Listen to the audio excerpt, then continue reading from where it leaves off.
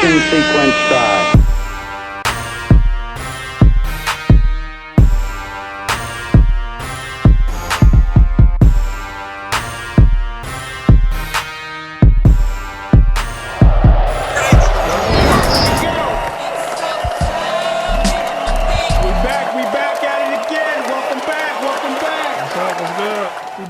Again, we're back at the Takeoff podcast, ready to take off.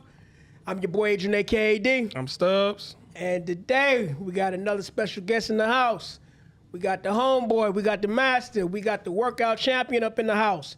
Former NCAA athlete at Wayne State University. Hey, this is my friend, your friend, everybody's friend. My boy Cornell, welcome to the show, my boy. Appreciate y'all for having me, man. Oh yeah, for sure. We got all the goodness.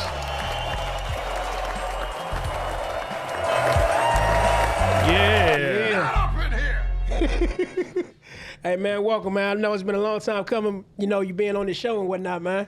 Yeah, man. I can tell right now this is gonna be a goofy ass episode right now. Just like regular life without the cameras. It's all good, man. Without the cameras. Without the cameras, with the cameras, however we're gonna do the damn thing. So he did mention Wayne State. You was on the dorm, or what was that like? So I stayed in the UTs on Cass. Okay. So I got a scholarship in 2007. Full ride or what? Partial. It was a D2, so they got partials. But okay. I paid for books and like I got a meal plan. I got my tuition paid for. Oh, so the meal plans, man, that's beautiful. Clutch. That's lifesaver right there. So no, I stayed in the UTs, University Towers on Cass. So they gave me the option. I heard about the towers. No, not the towers on campus. Oh. So on campus you had towers, you had South Hall, you had Ghaffari. Were the main ones. I stayed in University Towers off Cass. I thought you meant the tower. You know where Cass Cafe is? Yeah. Right next door. Okay. So when I got the scholarship, they gave me the option. They said, you want to stay in the dorms or the apartments? 18 years old, 17 years old, and actually I wanted an apartment. So it was 4 of us in the 2-bedroom. How did the sleeping system work? So it was 2 per room. So it was a 2-bedroom, 2 full bathroom. Okay. So it was the bedrooms were decent size. Co-ed living? Yeah. I'm saying women in the apartment? I mean it was volleyball was in there, football was in there, basketball was in there. You had regular students in there, some regular people that weren't students in there. Okay. So let me ask you this: what year did you get down there? What year? Yeah. 2007. 2007. So let me ask you this: you personally, where you from? Are you from Detroit? Or are you from? I'm from Ben Harbor, Michigan. Ben Harbor. Small town, west side of the state. Shout out to y'all. Ben Harbor, stand up. So let me ask you this: so before coming to Wayne State, you've been to Detroit before, right? I've been in Detroit a few times. I had a couple cousins that lived out here, so I visited for like a wedding a few times as a kid. My brother played at Toledo, so in the MAC, so they played in the Motor City Bowl. Okay. I think once or twice in Detroit. So I came as a kid, not to like hang out downtown or nothing like that, but I've been here a few times. So you got into college off of your athleticism. What sports? I played football. So I played football and basketball. I played football 4 years in college, and I played basketball my last year. I mean, what sport got you into college? Oh, football. Football? Yeah. Oh, okay. What position? Defensive end. Defensive end? Okay. So you played with Joik and all them, Joik Bill? Yeah, I went to high school with Joik, so. Oh, he from Ben Harbor too? Yeah. That I didn't know. So he's 2 years ahead of me. So he was on the team. Another guy I played with that was a year ahead of me on the team. So. Okay. So let me ask you this. So what started you all together in your journey through football? What started you getting into the sport? My brothers played growing up. I mean, we all played everything. Football, basketball, baseball. They did karate. I swam. But they played football. So wanted to be like them. My cousin played football. We were real close. Okay. So it was kind of natural. Let me ask you a question about the modern day kids who be playing flag football. Do you think they growing up too soft doing stuff like that? Yeah. I had to hear it, man. I had to hear it. Y'all soft, man. I mean, I get it from the health standpoint of what football does to you, but I mean, as kids hitting kids, how hard is the hit gonna be? That's the way. Yeah, I see it. I mean, they make you play in age and weight groups. Yeah. So like, you're not a kid that's 150 playing with kids that's 100 pounds. That makes sense. You know what I'm saying? Well, so they do that now. Or because that wasn't always a thing. I was getting tackled by some big people. So I think when when we were all kids, I don't think it was as prevalent. I know in Detroit they had weight classes and things like that, but in Ben Harbor, I mean, bro, the city's so small. So, you know, it's like, man, we just, like the city's so small, we got like 4 or 5 teams, but I mean, we didn't have enough kids to say, y'all at this age, y'all gonna play here. It was like an age range, but the weight stuff, nah. So I was gonna say, what you gonna do with a kid that's like, I don't know, 9 years old, but he's the same size as somebody that's, I don't know, 13? Man, you better toughen up. I was getting tackled by grown men, bro. It was bad. So when I played Pee Wee football, we called it rocket football. It was a quarterback on our team. He ended up, I think he was 2 years ahead of me, 2 or 3 years ahead of me. He played with my cousin, but he was our quarterback. So, you know, I'm maybe 8 or 9. He's like 10. Bro, he looked like Vic because nobody could tackle him. He played quarterback. He would just run all day. Oh, so I know he got drafted. He got a scholarship. Nah, he didn't end up getting a scholarship. I forgot where he went after. He didn't finish in Ben Harbor, but like as a kid, bro, like you couldn't tackle him. Yeah. I was gonna say, like, what you gonna do with somebody like that? Somebody that type of athleticism over kids. Bro, it would be legit people getting drugged, like dragging off the jersey. Like it was just he would drop. Like whenever he ran, he just couldn't tackle him. You mean like the Little Giants? So when you was growing up, did you ever play in the street, football in the street, the most dangerous form of football for the hood? It's funny you say that. So I went back home for Christmas, and one of my best friends, he moved back from California to Kalamazoo, and we were talking about how we would play in his front yard, and I was like, the front yard looked bigger when we were kids. Mm-hmm. And it was like their driveway, the yard, their neighbor's driveway.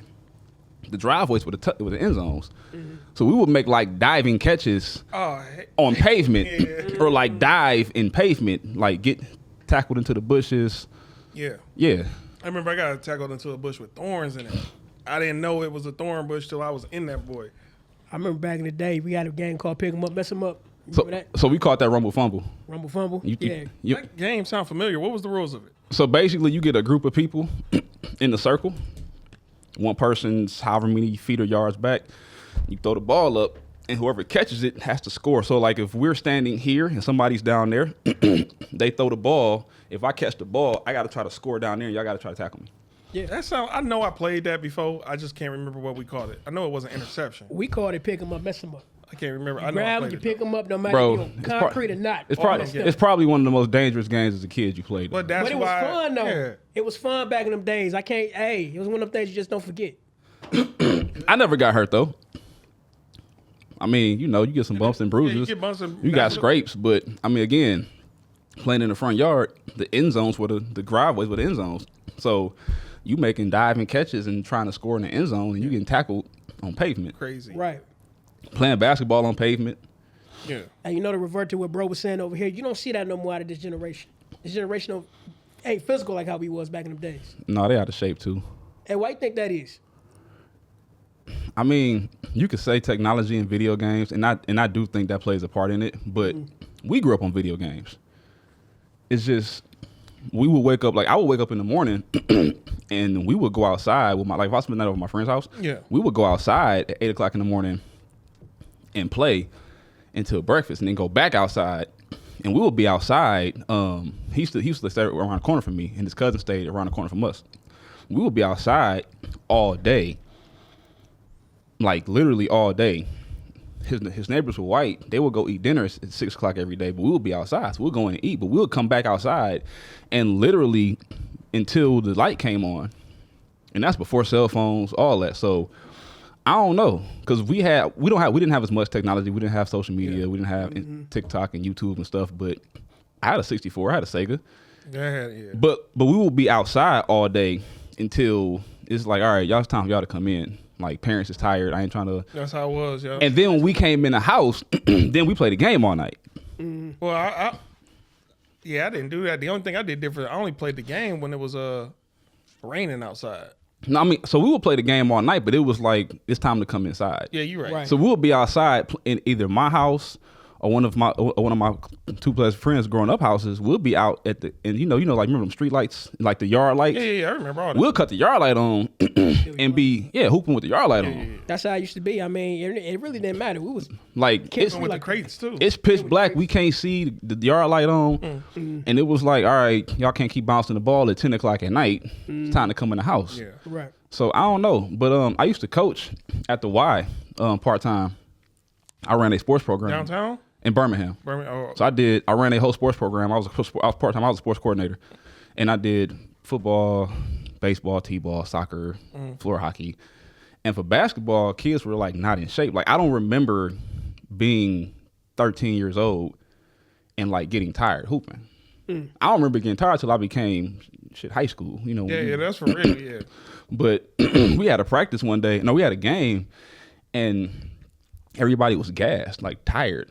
I'm like, did y'all have fun today? Like, it's hard playing, hard having fun when you tired. And like I remember, I would make them run sprints. They don't call them suicides. They call it sprints now? They call them down and backs. Man, what type of... Anyway, go They don't even want the name in the society. We called them shit suicides, or they call them line drills. But I had them doing down and backs. And one of the kids, he was a bigger kid. He started crying while we were running. He was tired. And like he looked to the side to his mom for like some validation to stop running. She was on her phone. She looked up at him and looked back down. I mean, that's a good mom. Like, yo, because you coaching it, you got it from there. We grew up, my mom told me, when you at practice, you belong to the coach. Yeah. Right. Outside of some outlandish shit happening to you, you belong to your coach. So like, if you gonna come home and complain about what the coach did, then don't play. You ever had to do that one thing where y'all run laps, and as soon as the coach blow the whistle, whoever in the back got to make it to the front? They call it Indian drill, Indian run. I never knew that, but that was called. But man, I used to love that. I used to love running as a kid. That one wasn't bad. I hated doing the tip drill. Tip drill. Which one was that? Pause. Yeah, pause on that one. So basically, Late night BET uncut. 2 o'clock in the morning. No, so basically, obviously you got the bat, you got full court. Yeah. Basketball team only about 15 players. So basically, you got to tip the ball off the backboard. So And then one after the other. and one after the other, but it's full court. What you mean? Tip it, then run to the other side, do it then? So it's 15 on the basketball team. So you gotta, so you're running full court. It's 2 basketballs, and you gotta tip off the backboard. I gotta tip off the backboard, and we gotta do a full court. Oh, I know what you're saying. So I'm saying after you tip on one, run to the other side. So if you first in line, you tip the ball off the back, throw it off the backboard, and you run in a circle to the other end of the court. So do you got to complete a full circle or you just run straight to the court? Or how much? Straight to the It's down and back. Till he tell. Okay. Yeah. I mean, but I don't mind that because you got to understand. But with 15 players, full court, you tip, and you should have some wait time though. That's not that bad though. If it's like the football field, it's like more running. you would think that, but when you get tired, look, when you hear somebody in front of you and behind you say, they tell you to throw it high, give them a little more time. But as a coach, since you say you were a coach, do you understand why y'all do that? Oh, I understand why. I mean, you got to understand. Well, you got to find the players that can be starters and play 3 straight. You got to be in shape. Yeah. You got to be in shape. I get why they did it, and it's crazy because I mean, we work all the time. A lot of shit that we do now, we probably hated doing as kids, like willingly. Like that summer at the hill, bro. We was at the hill doing hill. It's like a 40-yard hill by my crib, like a 40-yard inverted hill. We were out there probably 6 days a week. Yeah. For like 3 hours running hill sprints and doing all kind of wild shit. In the 90-degree weather. 90-degree weather. 90 degrees. We doing bear crawls. Like Up and down. Oh, the I hill. remember bear crawl. You remember the crab crawls on the back, going backwards on it? We didn't do that, but we were doing bear crawls. no, we did bear crawling backwards down the hill though. Backwards down the hill. Oh, But like a lot of stuff that we did. this was football practice? No, this was in pan. This was 2020. We did this. We did Oh, that I'm day. thinking this was for We did that day. training No, this or was something. like the weight room. This was This was pandemic. just y'all doing it just to do it. Just Bro. for fun. It's different. We Okay. do it for fun. All right. Hey. Congratulations to y'all. But no, yeah, like for fun. But yeah, no, I mean, I get why they did it because you got to be in shape to hoop. Yeah. So like when I played the first week of practice, bro, we didn't touch a basketball. The first week was all running. Do you think you could go a full game of basketball if the coach put you in as a starter? You could play all 4 quarters. Yeah. Okay. I mean, I play in men's leagues now. Yeah. So, yeah. Now let me ask you this: how important? I know diet is a big important to it, but to the viewers out there, how important is diet when it comes to physical activity? It's the most important. I heard somebody say this is the realest thing I ever heard somebody say. You can't outwork a bad diet. So I don't care what work you put in the gym, in the weight room, you'll see minimal gains if you eat like shit. So do you It's this herbalist I listen to a lot named Yaki Awaken. You heard of him? I think so. Man, look that guy up, bro. Like, because he worked hand in hand with a bunch of athletes, a bunch of entertainers, and he take their game to the next level. Like, even people who was on their way out the league, they got with him. Now he got a good 2-3 more years out of them. Like, once you get them, like you said, with the right diet and the right exercise, because I eat good, regardless of what he think. I eat good, but I don't work out. So once I start combining both, it's gonna be another level with it. Yeah. But yeah, look into him. And so, what kind of diet do you consist of? So I've been pescatarian for 4 years. So it's only fish. Oh yeah, I'm pretty much that too. I am pescatarian, bro. Bro, I'm pescatarian, bro. Get that bullshit out of my face, bitch. Bro, I'm pescatarian. What make me not pescatarian? You eat cookies. What the Oreos? No, you can eat cookies. I'm saying you can eat cookies. Oreos. No. The problem with this guy is he say he don't eat dairy at all. The Oreos is not dairy. You know the type of shit they put in Oreos? It's not dairy though. It's vegan. They use dairy to make it. Man, so what kind of food do you eat, dog? Because I ain't even It's so Oreos, bro. in the day. This guy. Anyway, you were saying But no, about your librarian journey? No, my bad. no, I want to know. I want to know because I'm sure at one point in time, did you ever eat pork? Yeah, so I stopped eating pork in 2012. I want to know, what did you break off first to make it to pescatarian? Because at one point in time, you was eating everything. Yeah. Then what did you cut off little by little? So it was pork. So I mean, you eat everything growing up.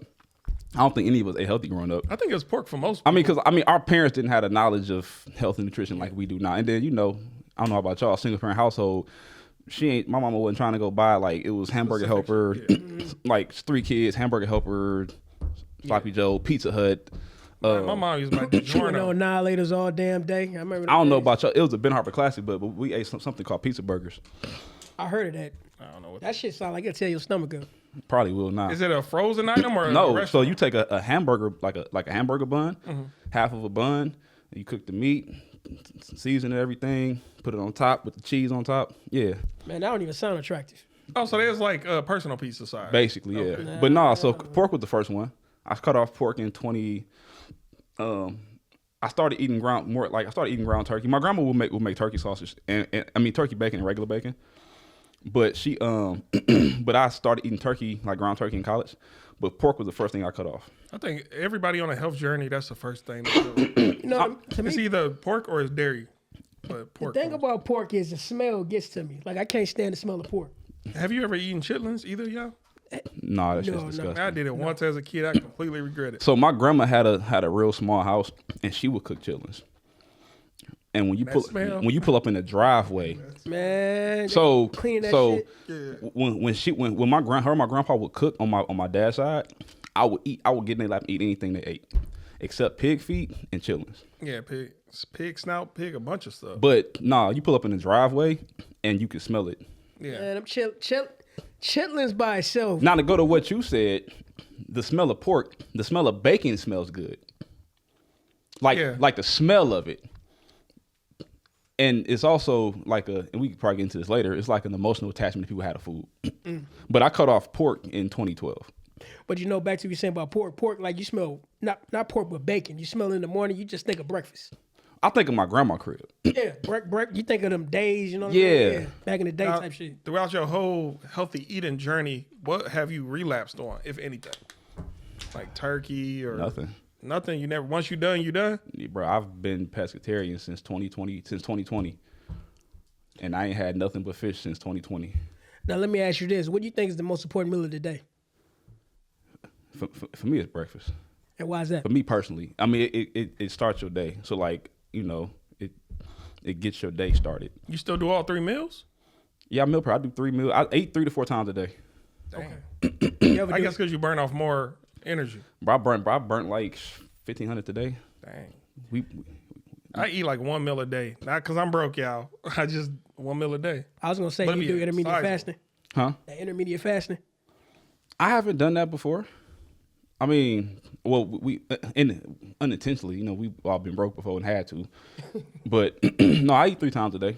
You should try mono fasting too. That's where you only eat one thing for like 1 or 2 weeks, like just strawberries, just grapes, just whatever, just that. And that's how usually I can tell because I eat healthy too. Yeah. When I got my herbs and my fruit upstairs, that's how I can tell what fruit helps what part of my body. Because if I just do cantaloupe for like 1 or 2 weeks, then I'd be like, damn, my eyes is getting better. This must be go with the eyes. Just for an example, it don't really with the eyes.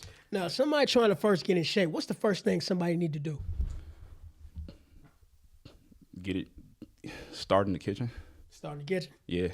So a person just hooked on, all the bullshit, brownies, sugars, and shit like that. First thing they need to do is eliminate sugars altogether. I mean, so my shit's a little different. I went pescatarian cold turkey. A lot of people can't do it. Like, I literally did it, and I just did it, and I never looked back. Yeah, that's easy as heck. I did it, man. So it's all takes discipline. Yeah. I mean, it's starting in the kitchen is discipline. I mean, going to the gym could be hard, but like once you get there, even if you don't work out, once you get there, you're like, I might as well do something. I'm here. Yeah. And some work is better than no work. Now, let me ask you this. Since we talk about working out, this, that, and the other, why don't people talk about recovery? You know what I mean? Everybody talk about going to gym, banging it out, this, that, and the other, but nobody really talks about resting the body. I mean, people don't talk about it as much. We used to be bad at it. I used to go to the gym 7 days a week. Like, my mindset was upper body, lower body, rotating. If I'm doing upper body on Monday, if I do legs on Tuesday, my upper body's recovering. If I do upper body on Wednesday, my legs are recovering. Because I'm not working those muscle groups, but I'm still working. So I go 5 to 6 days a week, but I do a lot of yoga for recovery. I do ice baths. I'm scared of that. I ain't never tried that. Or I'll do active recovery. So like I'll go to the gym and in my complex it has treadmills and stuff. Like I'll jog a mile. Let me ask you a question about the gym. Have you ever had a run-in with one of those women, recording themselves at the gym and you accidentally walk in front of their camera, or even how do you feel about that? People record themselves in the gym? Yeah. I mean, I don't do it. No, I'm saying, but have you ever had a run-in? You walk past the girl camera. Yeah, you see people. Why you do that? Or you see people. I was in Arizona for 2 years. You see it down there. You see everywhere. People in the gym always got, not everybody, but you see people in the gym that recording themselves. Some people do it because they want to do it to look at their form. So I can see that. Like if I haven't done something in a while, I might do it just to see how my form look, to make sure I'm doing it right, because you can get hurt like that. But I mean, people do it for likes. They want to show, hey, I'm in the gym, y'all. Yeah. I was getting ready to say, we at that time of year right now where you got a whole bunch of New Year's resolutions in the gym. Dog. They getting ready to crowd the gym. What you mean getting ready, bro? They there now, but you know what? Maybe it's the time I go right now where you don't see as many people in the gym. I mean, usually they come after work. I mean, I give it to end of February. Yeah. Because usually New Year, new me people, January 1, they be gung ho, and then they fall off. They can't stick with it. Yeah, because it's like they in there, like you said, they in there on their phone. They say, New Year, new me, trying to get a better body, this, that, and the other. And then, like you said, about a month, maybe a month and a half, they just start fading away. I mean, it's not for everybody. It's hard. It's discipline. Just stick with it, y'all. I mean, really, just you got to stack days on top of each other. Yeah. I'm going to start going back to the gym. I made a proposal or whatever it was called a few weeks ago saying I'm going to get a six-pack by this summer. You're not doing the New Year, new me? I ain't did nothing. No, it ain't a New Year, new me. It's just because the real New Year don't start till April 1st anyway. But why don't you come work out with us? Man, y'all feel like y'all go too hard. Pause. Hey, I be in the gym. Why are you gay? Hey, yo. I be in the gym for all of 30 minutes, bro. Y'all look like hour-long people. Shit, we was in there yesterday for hour and a half. I don't do that. I do 30 minutes. I'm in and out. I mean, but this is the thing. Go ahead. So we used to work out at Wayne State. That's how we met. Yeah. We met at the gym at Wayne State, and it was a group of like 5 of us. And we met at the gym. I met Devontae outside the gym, but we all met at the gym, and we would just work out together. And it looked like a group workout because it would be the same 5 or 6 people with me, you, Rick, man. Yeah, like 6 of us, and we'll work out together every day. So people thought it was a class. It wasn't a class. We just worked out together, and we would have people who would join and say, "Yeah, I'm gonna go work out with y'all. Like y'all look like y'all, getting it in. All right." They'll come work out with us, and then they wouldn't come back. But if you came to work out, I'm not gonna kill you.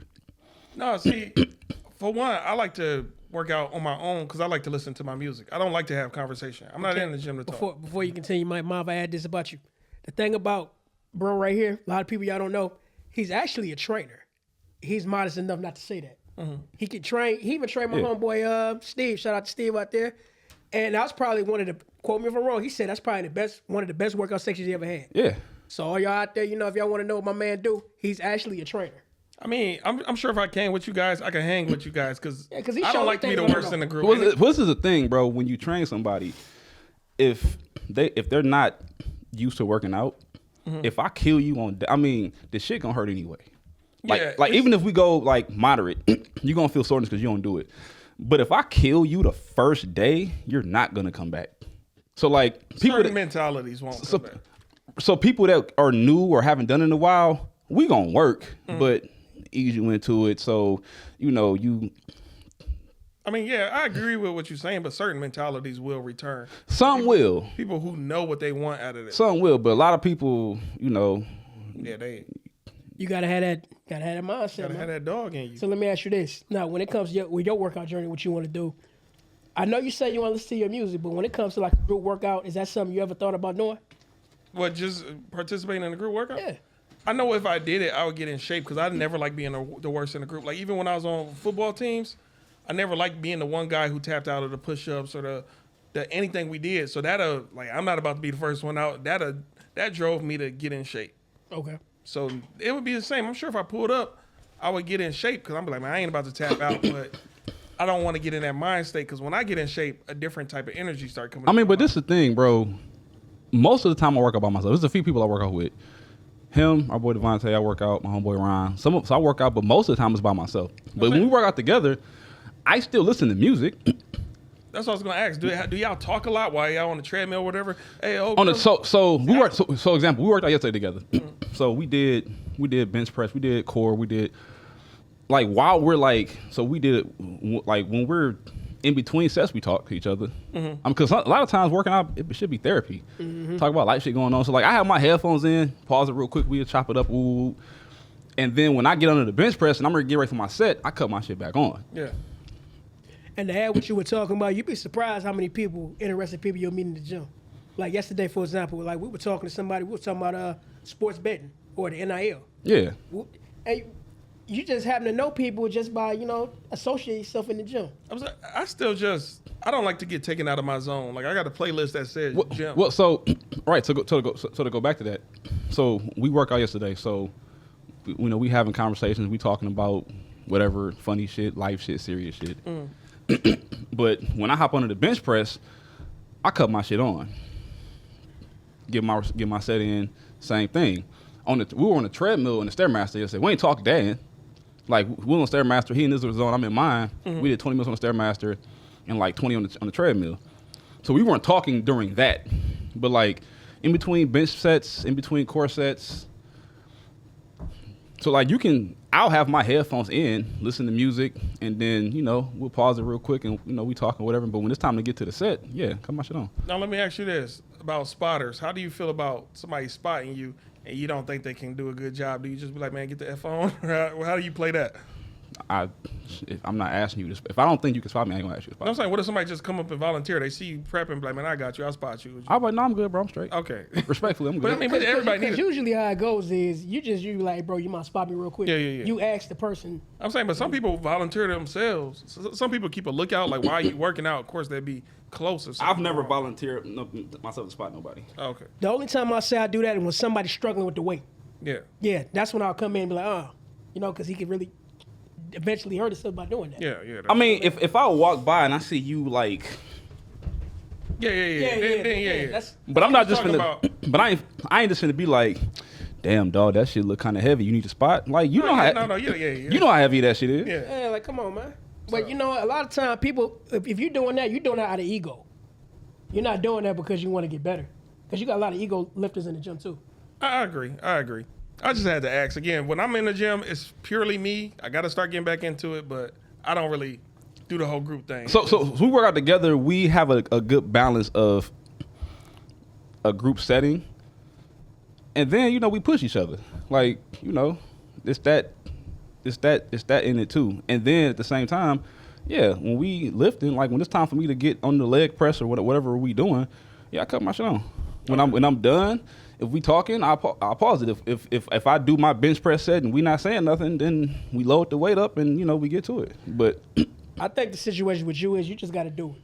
No, yeah, I'm gonna start going back there. I told myself this Tuesday I'm gonna start going back this. hey, because I will say this: the summer we were at the Hill, I think we all had a lot of life shit going on. Like I had just left a situation. Like we all had, and that was like there. Like we were out there every day, so we were like we'll be out there for 2-3 hours, and yeah, we're running. And I had a speaker, so we listen to music, and we would be running and doing all this wild shit that we would be doing. But we talking in the middle of it, talking about shit. Whatever it is. What kind of water do you drink? Is that alkaline water you got or what? This is regular water, but I do coconut water a lot and alkaline water. Yeah, coconut water is a good electrolyte, natural. Yeah. Coconut spring water is the main. So like after like a dog hoop day, I do coconut water. Yeah, because like it put more hydrogen back in you. Yeah. And then it hydrates you best. Yeah. They call that H3O. Yep. H3O. But I drink like a gallon a day though. Yeah. I carry a gallon jug with me everywhere. That's what I mean. That's Man, what every I do. time you see this guy, you gonna see him with that gallon. With the gallon. Every time, no matter where you are. See, I do gallons. I just don't like that type of plastic because I feel like I could taste the plastic. If that make any sense. And I'm definitely not gonna carry no glass around. You don't direct nothing I'm in just here. saying for me, man. It's certain type of plastics. They be like, it got to be you be doing BPA free. so good. No, I'm just saying it got to be BPA. Like again, you healthy. I just want you to continue to reach your optimal. Yeah. So if I got a little bit of information to kick and give you, I give You it. want to hear something funny? You use a microwave, don't you? No, I don't. You don't use a microwave? No. Why is that? I don't either. No, what's your reason? I want to know your reason. I mean, it's like radiation to your food, and like and You two, hey, y'all two. well, it's radiation to your food, and on like the surface level, the shit don't taste good. Like if you go get some fries, right? Like if we go to a burger spot, right, and I get my black bean burger, and y'all get your regular burgers, we get fries, right, and I don't finish the fries. Microwave fries are fucking horrible. They they stiff are. and hard. If you put them in the oven, Exactly. it's like they fresh. Like microwave makes shit soggy. Pause. Either that or use the air fryer. Yeah, so like, No. Air fryers put metal in y'all food. Do y'all research? so when I get home from the That's me, gym, though. so like after work, I get home from the gym, I took my meal prep, I put it into the skillet and put it in the oven. See, I'm kind of healthy to the point where it'd be like, what type of skillet? Like, is it cast iron? Yeah. Is it So I got a cast iron I put in the oven. okay? Yeah, because some of that type, those. Something like that steel and titanium. Yeah, because Yeah, some of them non-stick surfaces, even that. I just contaminates your never food. use that type of stuff. Yeah. Always been a cast iron type person. I'm just that's better than that non-stick Yeah. surface. But I'm just saying, there's layers to this eating healthy or being healthy. Yeah. A lot of people think being a vegan is rice and beans, but once you get super duper healthy, the super duper healthy people don't even mess with rice and beans. Anything with starch, they don't mess with. And I mean, you're never gonna be perfect. Like you might have to use a like if my only option is to use a non-stick skillet, I'm gonna use a non-stick skillet. Yeah. You know what I'm saying? But you ain't gonna never be perfect fully. But Because I've been looking for them cups with copper on the inside. Yeah, they say that's They say that's the best way the to best drink one, yeah. because it reactivates the liquid that's in the water or whatever. I know he don't drink alcohol, but like the Moscow mules that be in them joints. I don't know what that is. It's like a mixed drink that you get out. That shit tastes. They bring it to you in a copper cup. Shit tastes fire. A Moscow Mule. It's called a Moscow Mule. I never heard of it, but hey, if y'all know, y'all know. That's right. Yeah, Moscow Mule out there. I rarely drink. If so, I'm a wine drinker. I'm a social drinker, so like Yeah. I'm always doing something active. So I always need to be ready. I'm always hooping. I hoop like 3, 4 You be days. keeping shorts and a basketball in the trunk, don't you? I keep my ball in the trunk. My basketball, but I hoop. I hoop in like 2-3 men's leagues. I hoop like 3-4 times a week. So like, I'm always playing. So like, I think every black kid goes through that phase where they keep shorts and the ball in the trunk, and you just be riding around the city looking for a game. I mean, I must still be in that phase. Yeah. I mean, it was a phase for some me, people- but it was a lifestyle for you. Ball is life. But I'm People never lose. ball is life. Ball is life. Like men's league starting back up in a couple weeks. We just won the last one. I mean, for me, competing is like I gotta compete in something. Yeah. So let me ask you this, just to change the subject a little bit. Now, do you plan on back to you doing personal training? Do you see yourself still in business doing that, creating a conglomerate? I told myself I was gonna get back into it this year. Now let me ask you. Now, do people have a way to get in contact with you, or how does that work? Right now, my normal IG, I'm gonna get like all of the training IG stuff going. Like once life starts settling down some, I'm gonna get back into it this year. And Would you say that's another passion of yours doing that? yeah. What got you in the passion of training people? I mean, I never. So when you a lot of athletes, not a lot, but some athletes when they're done playing college, they stop working out because it was a job to do this shit for 4 to 5 years, and I never stopped doing it. And then I started getting into training. I was working out on my own, obviously. One of my friends was he was applying for a government job, I think with Border Patrol, and you have to pass like a physical test to be able to get the job. I tried to. So he asked me, he was like, yo, can you work out, like train me? So he was like my first client. Like I started working out, I started training him. So I wrote a workout plan, and we met like 3 to 4 days a week at the Anytime Fitness where he lived at. Mm-hmm. And that kind of got me into like training and like seeing like, damn, I put this shit together and he's seeing results from it. Okay. So let me ask you this. So if you have when it comes to training people, have you ever had one of those people that just be like, are hard to train, like, just don't listen to you, who just want to lollygag and play around? Yeah. How you handle those type of people? I eventually just let them go about their way. I mean, even during the workout session? No, I'm going to finish the workout, but I'm not going. Like I had a guy, we had met through like a mutual friend, and this was maybe 2018, and he asked me to train him. So, I would, we would meet at the gym, and, you can't train in gyms, so we would work out together, but I'm training him. And, we agreed to, 2 days a week. He wasn't paying me a lot. It was, but 2 days a week, this is what we're going to pay. All right, cool, bet. And, like, he'll come Monday, wouldn't come Wednesday. It was just always something.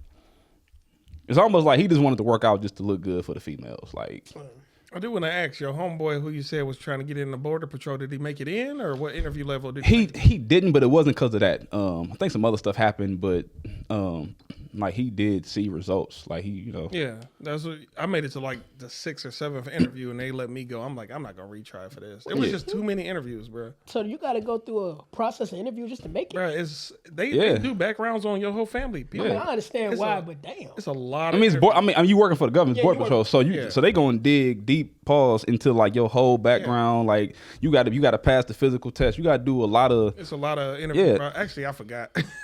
I can't even. We're not allowed to speak on the process, but it's a lot of steps to. Yeah, like it's just a lot to the process. Yeah. But yeah, no, the person, he just wasn't serious about it, and it was just kind of like. And even if you want to work out just to look good for the female, that's cool. Whatever your reason is, but he wasn't consistent. He just wouldn't show up. It was just, and I actually ran into him out one night downtown.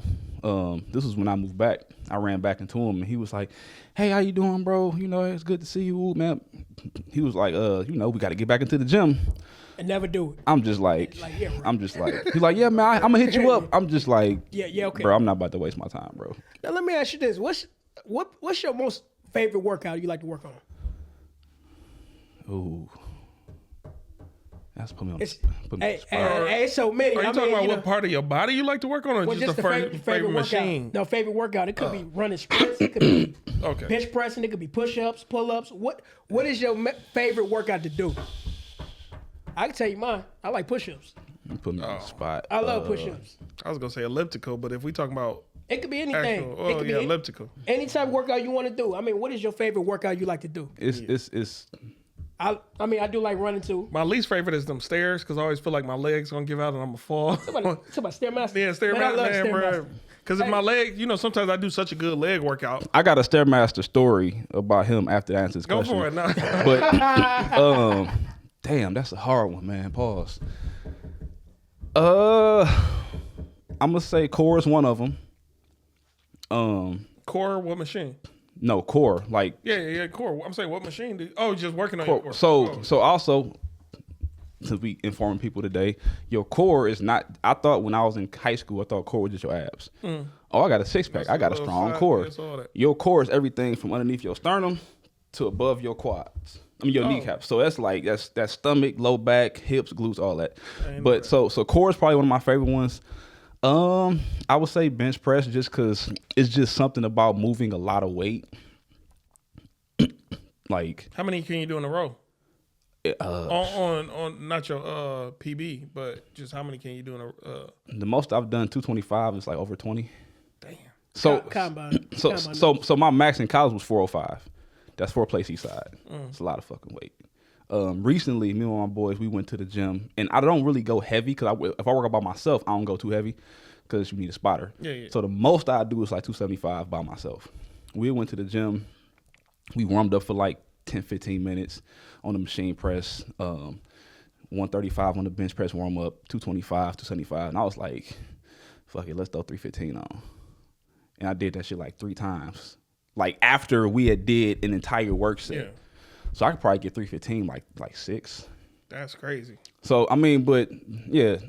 You ever did a smelling salt? Nah. Well, are you opposed to doing smelling salts before a heavy lifting? Nah, I'm good. I don't need shit to wake me up, dog. He said no. I I watched the videos and it don't look good. And I did 1,081 pounds on leg press like 7 times. Okay.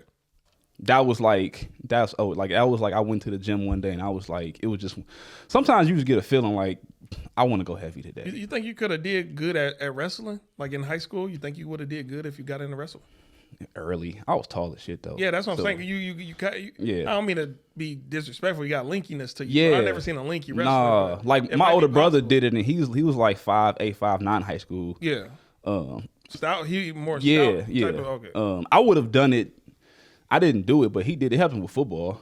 Yeah. But yeah, no, football got all body types is in football. Yeah. But yeah, no, I went to the gym one day and I was like, I just want to go heavy, and I loaded every 45 in the gym that I could find, and I did that shit 7 times. So what made you, when you were in high school or even in middle school, did the coach just see you in the hallway and be like, come try out? Because you know how some coaches do, come try out. Or did you already don't know you about to pull up? I mean, we played in the driveway. Yeah. Again, single parent household. My mom put us in sports because it kept us out the streets, kept us organized. So I played basketball growing up. That's a smart thing for you ladies who single parents. Put y'all kids in after school activity. I mean, and it teaches you a lot of other shit. Sports teach you other stuff besides just the sport. Yeah. You ever thought about going pro? I had a chance to go to Australia. This was like during the pandemic, so I only played a year in college. But during the pandemic, like we were just the statutes and limitation. We were playing basketball. I was hooping the whole pandemic. Like we found out, like we found out, like it was an outdoor court. We found 2 outdoor courts. The rims weren't bolted up or anything. In Detroit? Because I remember in Detroit they took down all the rims. I don't know if you recall that. So one was by Oakland University, and then the other one was in Bloomfield. So we found 2 outdoor courts. Okay. So we were hooping the whole pandemic, and we hooping in Bloomfield, and random people pull up, and one of the guys happened to he played overseas. And we hooped, and we going at it. And he was like, "You ever thought about playing overseas?" I'm like, You should have did. Yeah, So fast forward, met him. We exchanged information. One of my homeboys, Kyle Gupton, shout out Kyle. He played in Australia, so we were hooping the whole. One of my friends, he had access to a gym during the pandemic, so we would go to this. He had he coached AAU ball. This guy turned his world into a gym, so we had access to a gym, so we would go hoop. And we were hooping every single day. And I was like, yeah, bro. I was like, bro, I think I can go pro. I just said it out loud. And Kyle was like, no, you should. So I was going to go back to Australia with him. He was like, bro, I'm going to talk to my coach. But they never opened back up. Man. So he was going to talk to his coach and be like, yo, we can, we was going to find a way to get some film on me, hoop in the league and record it and get some film. He was going to show his coach and be like, yo. So I would have went. This would have been January of 21. So before that opportunity, you never really considered And I mean, going I pro? wanted to go to school. I wanted to go pro for football, obviously, when I played. Yeah. But then I realized in college that wasn't going to happen.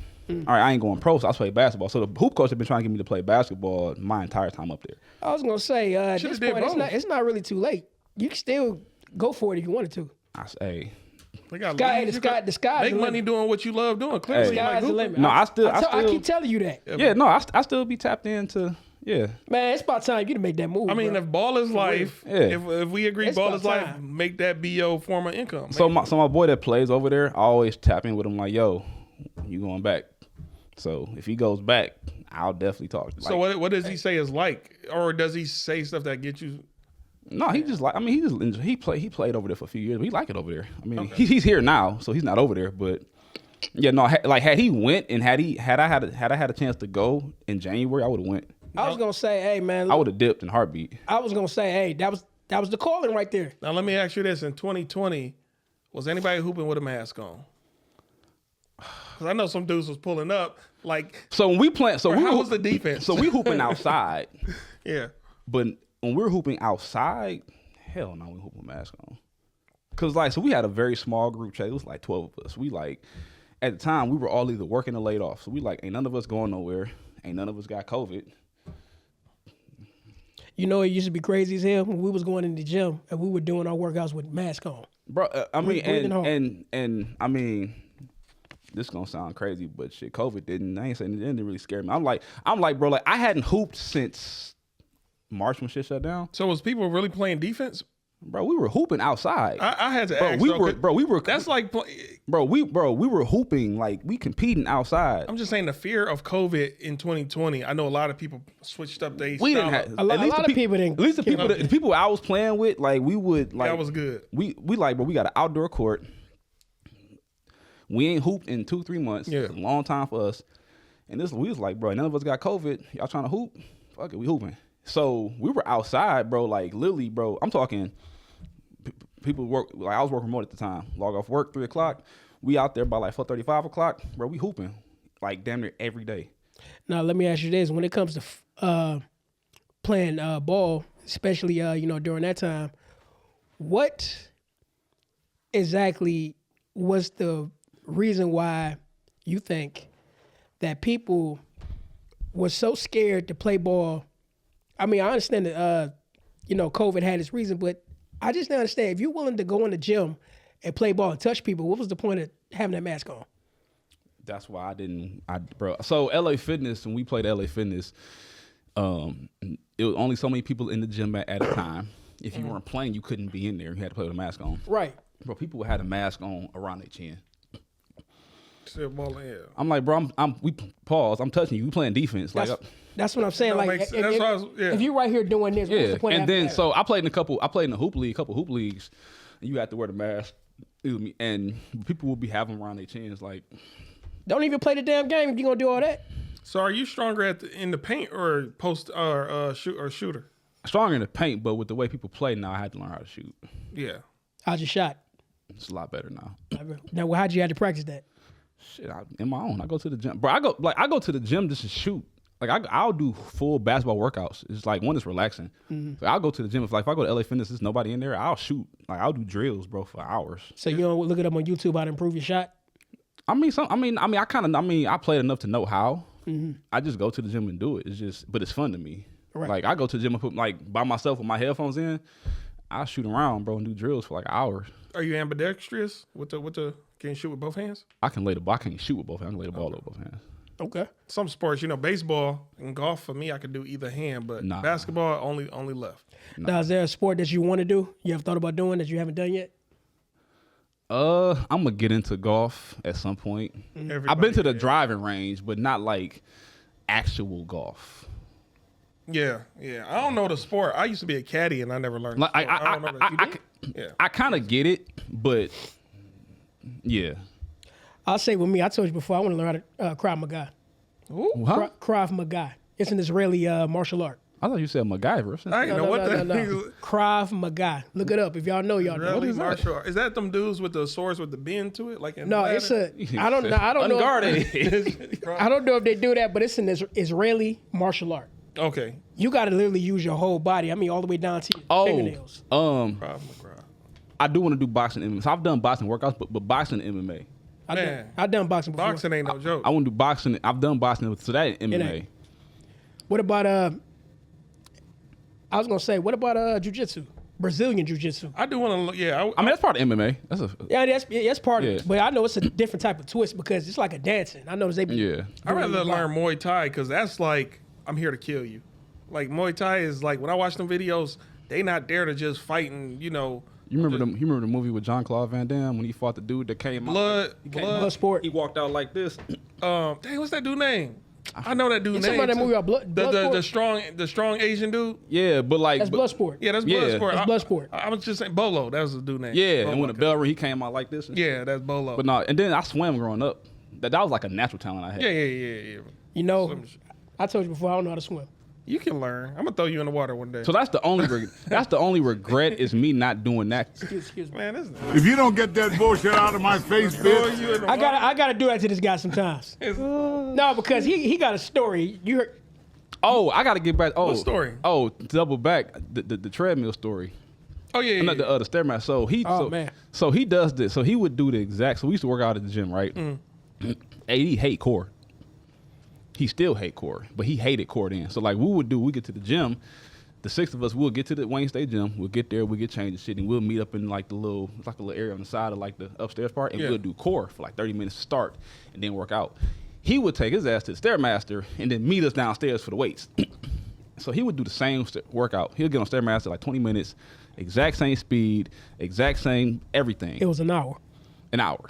Exact same shit. That's crazy. Your thighs wasn't going crazy? No. Damn, off an hour? But it's the exact same workout. He do the muscle memory. You do the same thing, you're gonna stop. You ain't gonna get the same results. Yeah. You know the funny thing about that time? That was the time I could actually reach the max speed. So On the stairs. On the stairs, yeah. So crazy. The 20. So we were like, yo, Don't like, do it now. So we like, yo, switch it up. He like, nah, man, I'm good. He's stubborn. So we finally got him. We like, yo, raise the speed up. Like, cause he would do like the same speed, the same shit, bro. He pacing himself. Like the exact same shit, bro. And we got him to like raise the speed up, dog. He was dead in like 10 minutes. Like it was like a sprint. So not like, cause he'd do like a steady pace. He was dead. No, I know. Did he fall? No. It was just. I know what he was talking about. This was at the end of the workout.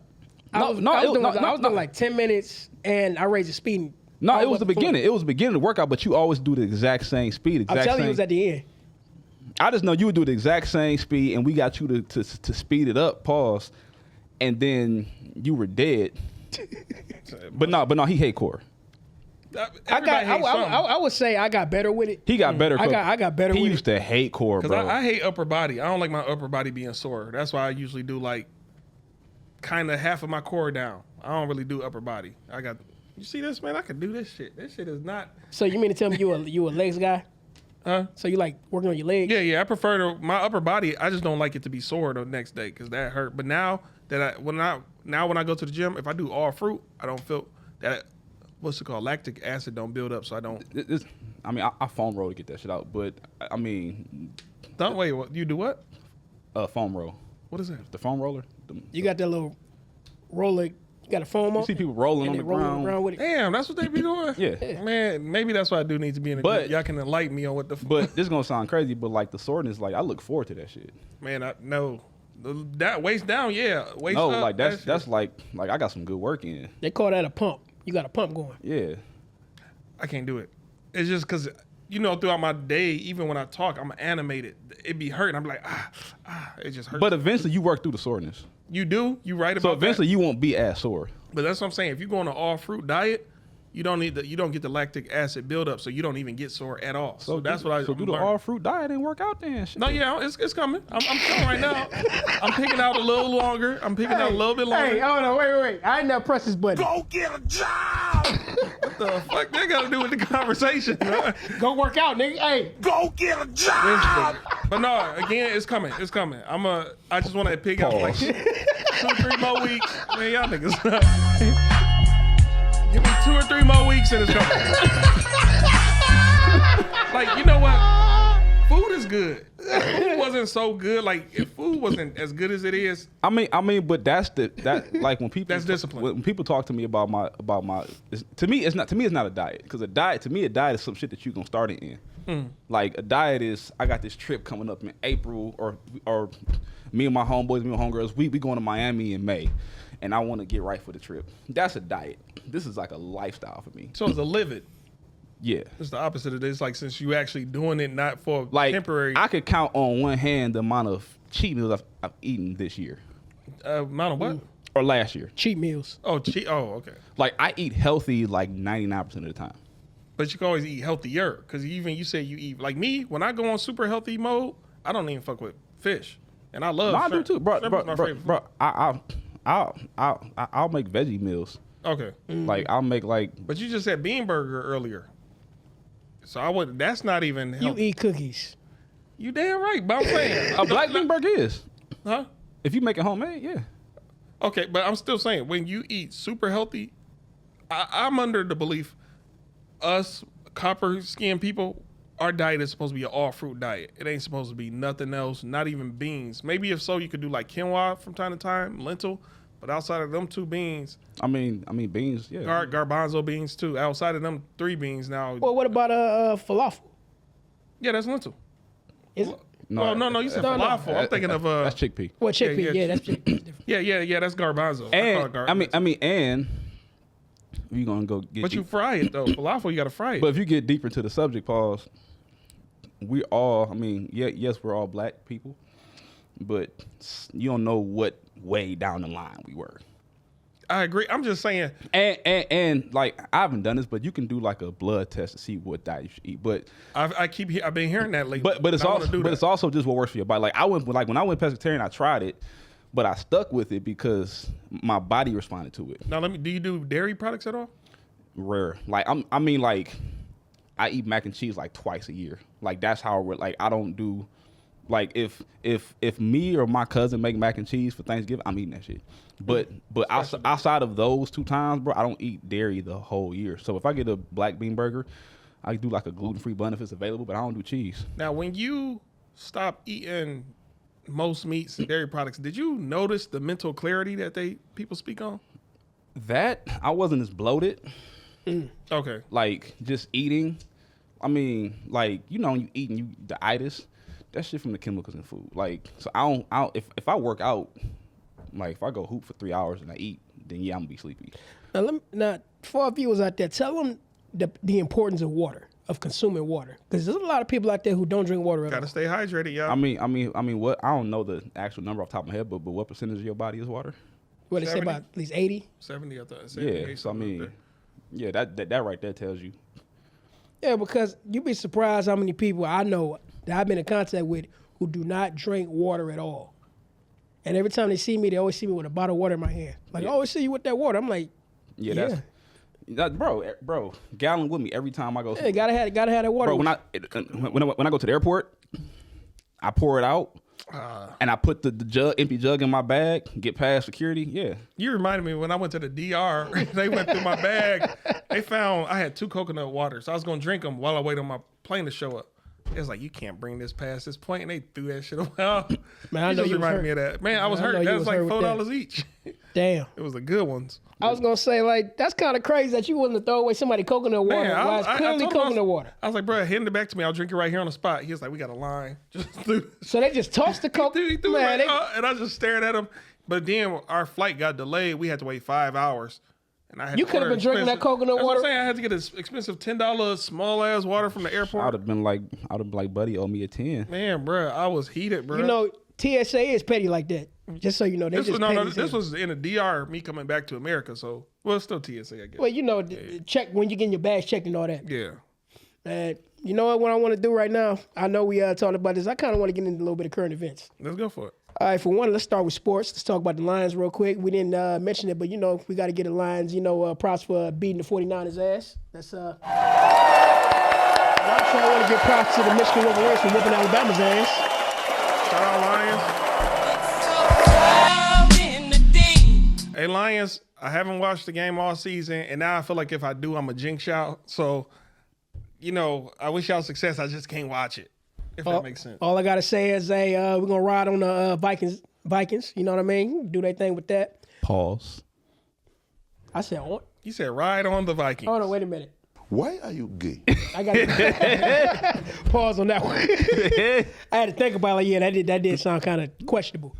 But also, too, current event topic. I just want to speak on this. I was watching a podcast I was telling y'all too about with Antonio Moore. Shout out to Tone Talks out there.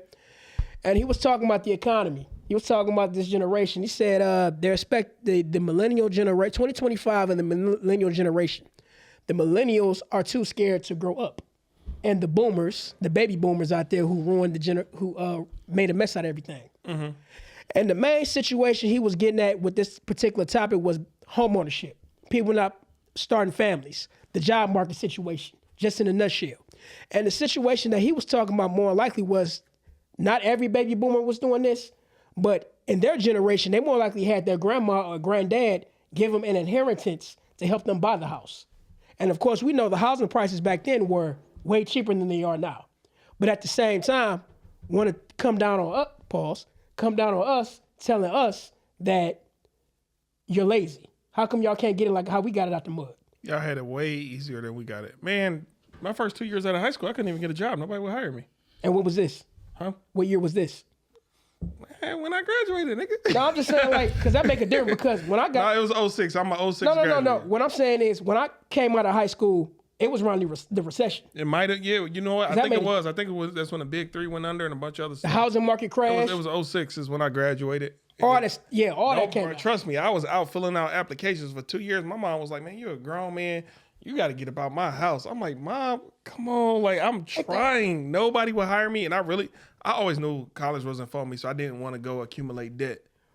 During my senior year of high school, they pretty much told us you got one or two things to do: college or the military. Who told you that? I ain't want to do that again. During my senior year of high school. So who told you that? No, it was just a counselor. Counselor said that. Counselors get paid to send, man. Counselors, I think, got to hit an agenda. Not only counselors, but they had different type of people like that were former military, different branches of military, stuff like that. If you did go into one of the branches, which one would it have? I wanted to join the Marines. Oh, you did? Yeah. Okay. I wanted to be front line. I just wanted to go through basic training.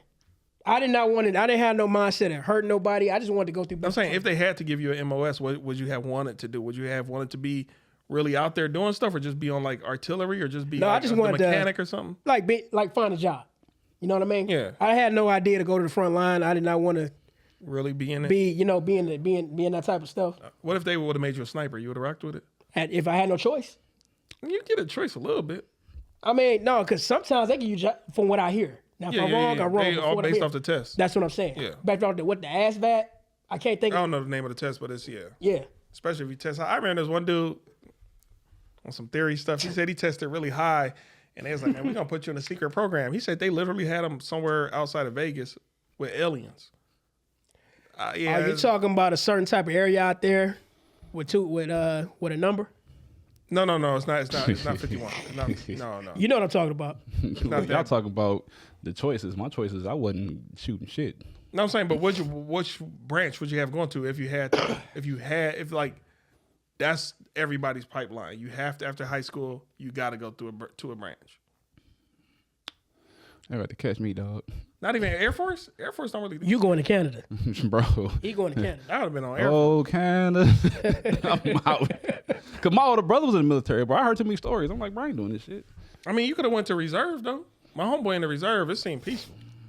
They just deal with stuff like natural disasters. Or that shit ain't peaceful. Or the Coast Guard. Yeah, Coast Guard probably. Yeah, you're right. Or the Coast Guard or the Navy. National disasters ain't peaceful. It's peacefuler. That's a word. But I don't want to get too far away. Get too far away from the subject at hand. What he was talking about. Now let me ask you this: do you think not only that, but he was bringing in different type of stuff? Like, notice like after a certain type of presidency happened, there were certain things that were brought into play to replace the formal 9-to-5 jobs. Things like Uber, Grubhub, DoorDash, stuff like that. There's nothing wrong with these jobs. But with his point at hand were these jobs don't pay any medical, no retirement, no 401k. Basically, these jobs are just jobs there so it can. They're contractual jobs. You do get to Contractual write. You jobs. do get to, if you know how to do your taxes and other things, you do get to write off more. Yeah, you get to write it, but how many people know that? Hey, you blame the public schools. Blame the Rothschilds for making sure we don't learn this type. And the Rockefellers. And the Rockefellers. But also, too, David Rockefeller. I just want to touch on this, too. Somebody called into this program, and I haven't heard about this either, but they were saying, allegedly, that the new job model is basically, they got these stay-at-home jobs for pretty much any job you want to, any corporation. You got to pay for your own, you got to have the most updated computer, the most updated internet, the most updated everything in your house in order for this job to work. But they don't pay you for it. You don't get paid for the training, but you still got to work that job. You know what I mean? They still want you to work that job. Do they? I forgot what she mentioned. But do they reimburse? None of that. That shit sound like a spam job to me. It kind of is, but the way we are in this economy going, and it's hard to find work for some people. They don't know what else to do. I ain't gonna front. They'll fall into that model. I've always wanted a remote job, but when I be filling out them applications, I don't know if it's a real job. Bro, That's why I had one, bro. It was lovely. I'm saying, What, but work from how home? did you know Yeah. it was legit though? Well, I mean, I was working for a company and we went because of the pandemic. But I mean, And y'all went remote. a lot of jobs are remote. They legit. It's just like if you going on Indeed. I mean, you can put fake jobs anywhere, but Yeah. typically if you find a job on Indeed or LinkedIn, like it's probably legit. You know what I'm saying? I mean, that's why I went on Indeed, and to this day, for like the last 3 months, I've been having a bunch of remote jobs call me.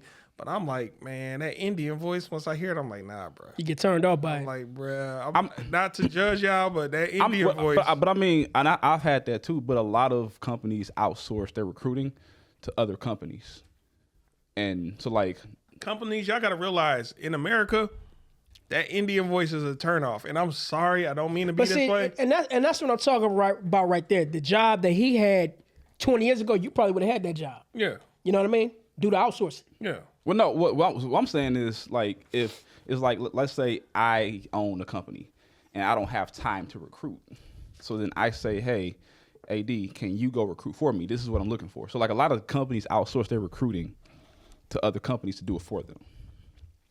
And they get a percent. Yeah. So yeah, I get what you're saying. But it's just the fact that I came across stuff like this all the time when it comes like the older generation. They want to judge the younger generation for being lazy. Y'all don't want to work, this and that. Granted, there are some in the generation that don't want to work, but at the same time, there's a lot that does. I mean, you talking about getting out the mud? Shit, the mud was cheaper back then. Shit, we ain't got no money. We got pavement now. I remember, Bro, we was talking about this off air, bro. The price of eggs was like $1.50 when we were kids. So like $20 $4 you'd have a full cart back in the day. bro. Like, Full cart. Look where we at now. so I mean, And cars, you remember the dude we met when we was just our coworker we seen when we was eating breakfast the other day? Yeah. Mm-hmm. He said when he bought his first car back in the day, it was $2,000. A brand new car. and Now, just by saying that, just imagine how much houses was back then. but that's what I'm saying. Like, and it's not a buyer's market for anything right now. Yeah. Like houses, it's not a market to buy anything big.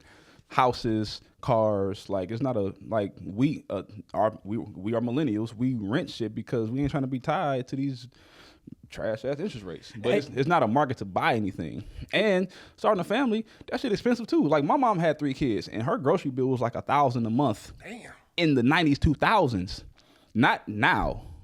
Like everything costs more. Kids cost more. The after school programs cost more. The cars cost more. The gas costs more. The crib costs more. The food costs more. And you know what? That was the main issue that I'm getting at right there. Where do you fit in this so-called economy? Where do you fit in it? And do we need more of you?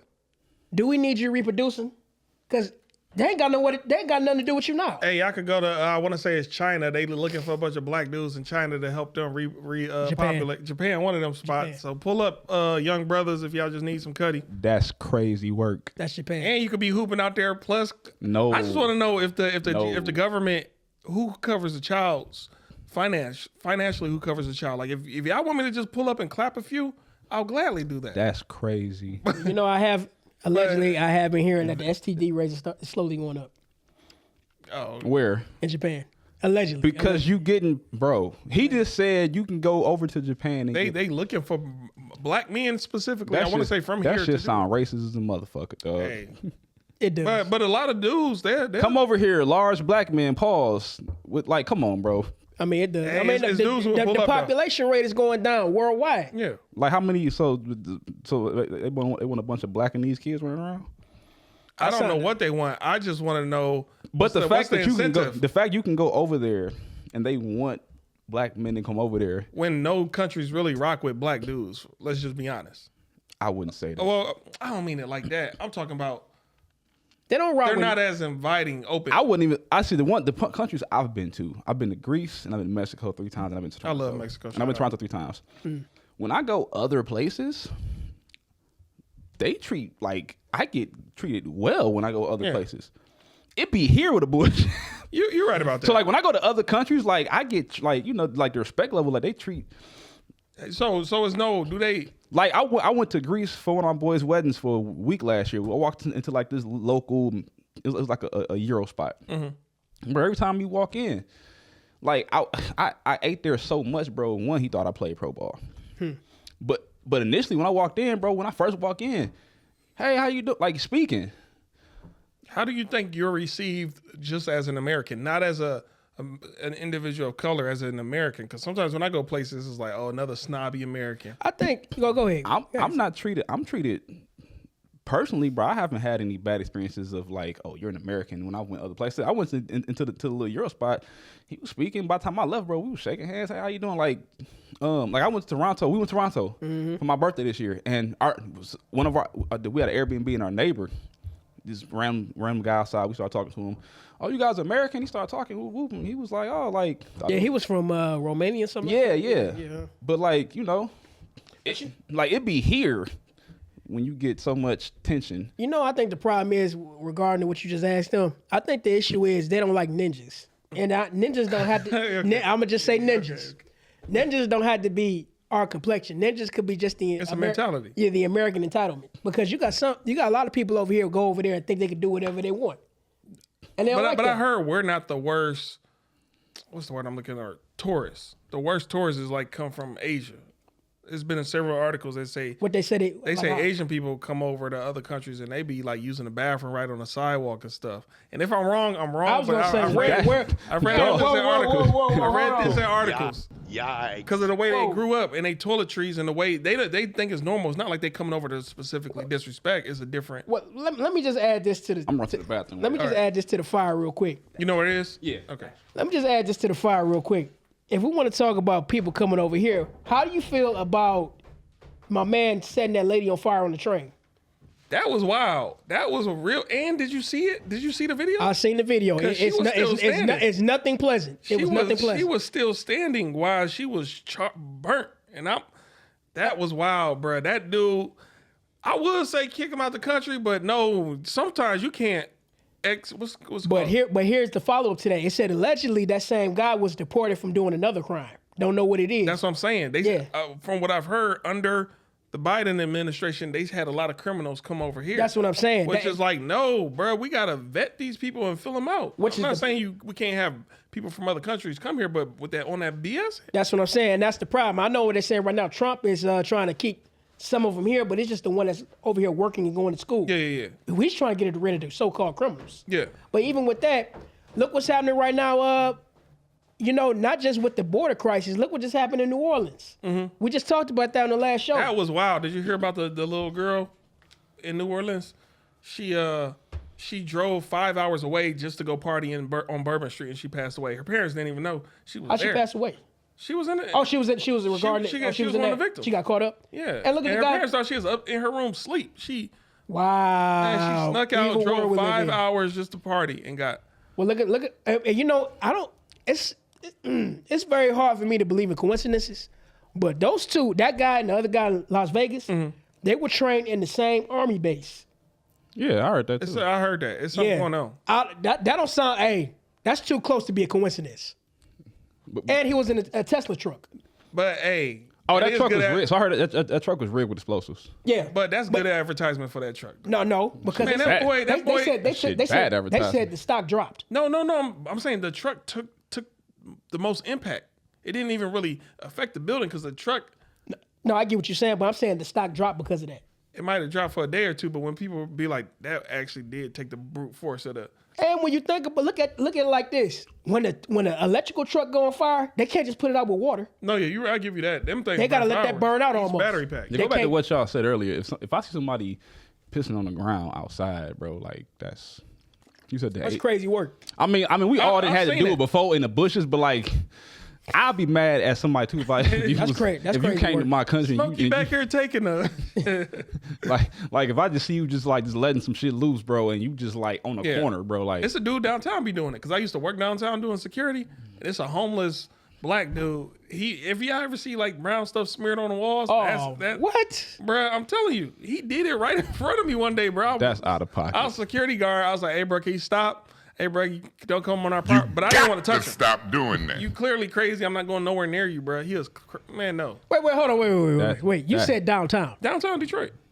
I used And to you work said on he was Adams just Street. smearing things on the wall. He uses the bathroom on walls, or he'll just pick it up and smear it. It's a black dude. I've never in my life. But I heard ain't of worked such- downtown. I'm gonna sign my name on this motherfucker. I ain't worked downtown in 15 years. I don't go. For some reason, I don't get a good vibe downtown Detroit. That's why I'm rare. We go out downtown, like downtown be it's right now. I don't like Greek Town. Bro, we don't go to Greektown. Yeah, I know, but I'm just saying, if I'm ever in that area, I get the hell up out of there quick. So What about that new little alley they built with that? that's what Deluxe we are. Flats? So we go out. We go to Queens. We go to the Deluxe belt, Flats. Yeah, all the that. belt area. But nah, so like Greektown is like the hood. It is.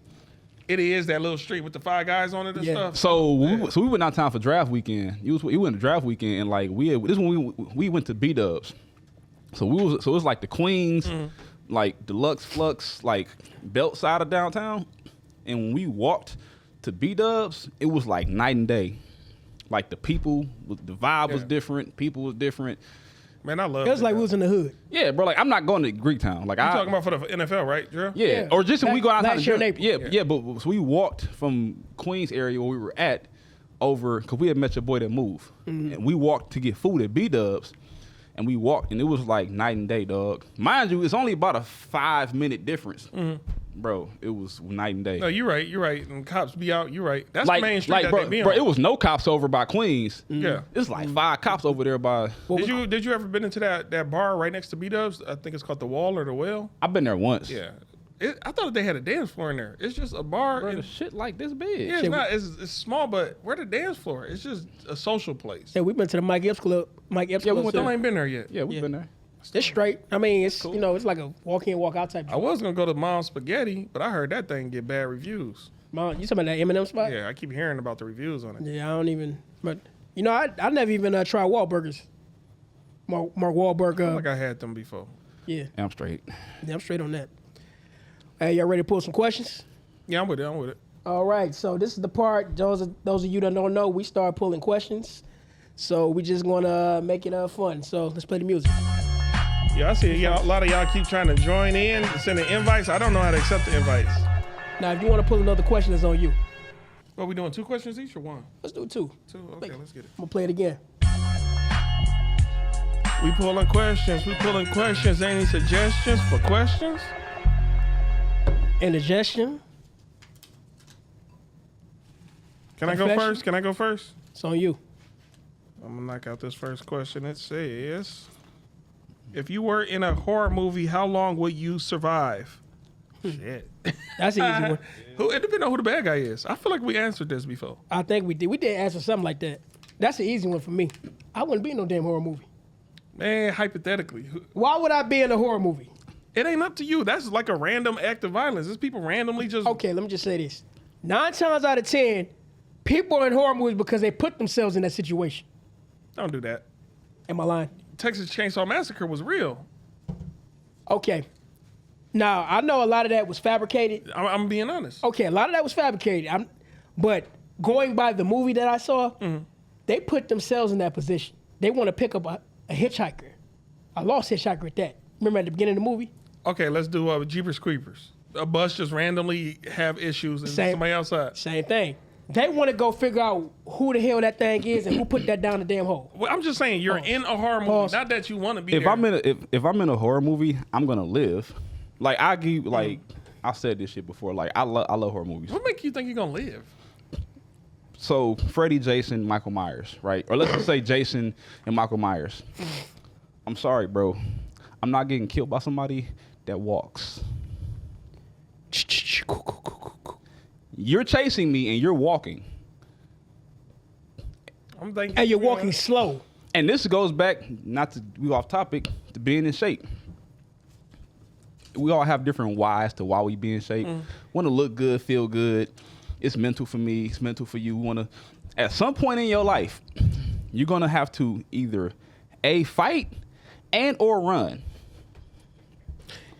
And if you're not in shape, you're only gonna be able to fight for so long and run for so far. Is there a horror movie guy you think, I ain't gonna say he's gonna get the best of you, but it's gonna be a challenge? Excluding Freddy Krueger, because of course everybody gotta go to sleep. I'll say Michael Myers. You wanna know why? Why? You remember that one Michael Myers movie? He was in New York. I remember that one. Yeah, you remember when the black dude was fighting him on the roof? Yeah. I mean, he was giving him everything he had. Pause. He was trying to swing him Busta against Rhymes beat his ass in the garage though. He did, but he definitely did when you think about it. But you know, the dude on the roof, he tried to, you know. I remember that, yeah. But you try to overpower, bro. You trying to overpower somebody that's uber strong. You're not gonna catch me, for one. Like you're walking, and I'm smarter than you. We don't know their intellect. I hate that I gotta bring it up. They ain't never did nothing smart, so we really don't know if they are smart. Well, all I can say is I'll be smart enough not to be in a damn scary movie. You can't say that. Why I can't say that? I'm saying I'm smart enough to not be in a mass shooting. We don't know. I hope Mass shooting is different, bro. it's the same. It's random. No, If a horror movie. How is a horror movie not random? You want because I just told you. You use the Jeepers Creepers analysis. You use which one you used? The Texas Chainsaw Massacre. Yeah. 9 times out of 10, they put themselves in that position. If something creepy, So you saying you've never put yourself in a position where? Hell no, because look, I'm a big proponent of minding my damn business. It's this movie that came out a few years ago. I can't think of the name of it. A bunch of people was at work. The whole building got locked down, and they said, everybody, y'all got to kill each other. That's technically a horror movie. They had to kill it. The employees had to kill each other. I think What are the odds of that really happening? And a scary movie starting that way? I'm just saying, I'm arguing that you saying horror movies, you'll never be in one. Of course, I would hope not, but it's not really up to you. It's bad. It's wrong place, wrong time. If you drop me in the middle of a Jason movie, bro, he's not killing me. One, you're afraid of water. I can swim.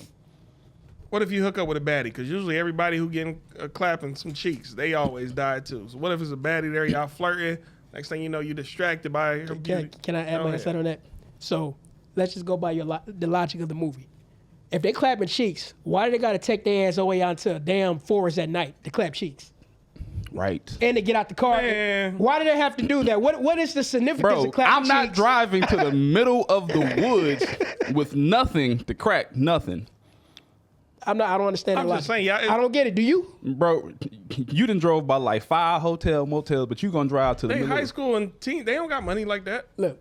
You got in a high car. School, you got different. Right. It's high, bro. I know you did. Hold on, wait a minute.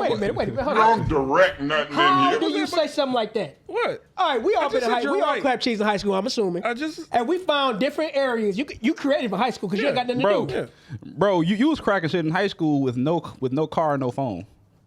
You'll find a way. So you telling me as an adult, bro? I'm not. Nah. I'm just saying, man.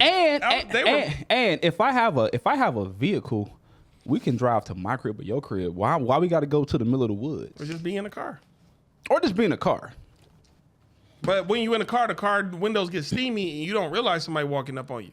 And bro, but also I'm not Zodiac Killer. That's what he did. He just walked up on 2 people Yeah, at bro. a picnic. But I'm also not about to pull over in the middle of nowhere. You in the middle. I'm just saying. You on the middle of 96. I'm the only thing I'm truly arguing. I ain't finna stop in the middle of 696. Like I'm Let's saying, get to it. The only thing I'm arguing in this moment is the fact that you saying you'll never be in a horror movie. I would hope so. None of I'm us saying are if I'm ever in a horror movie with one of these monster, whatever you want to call it, one, y'all not catching me.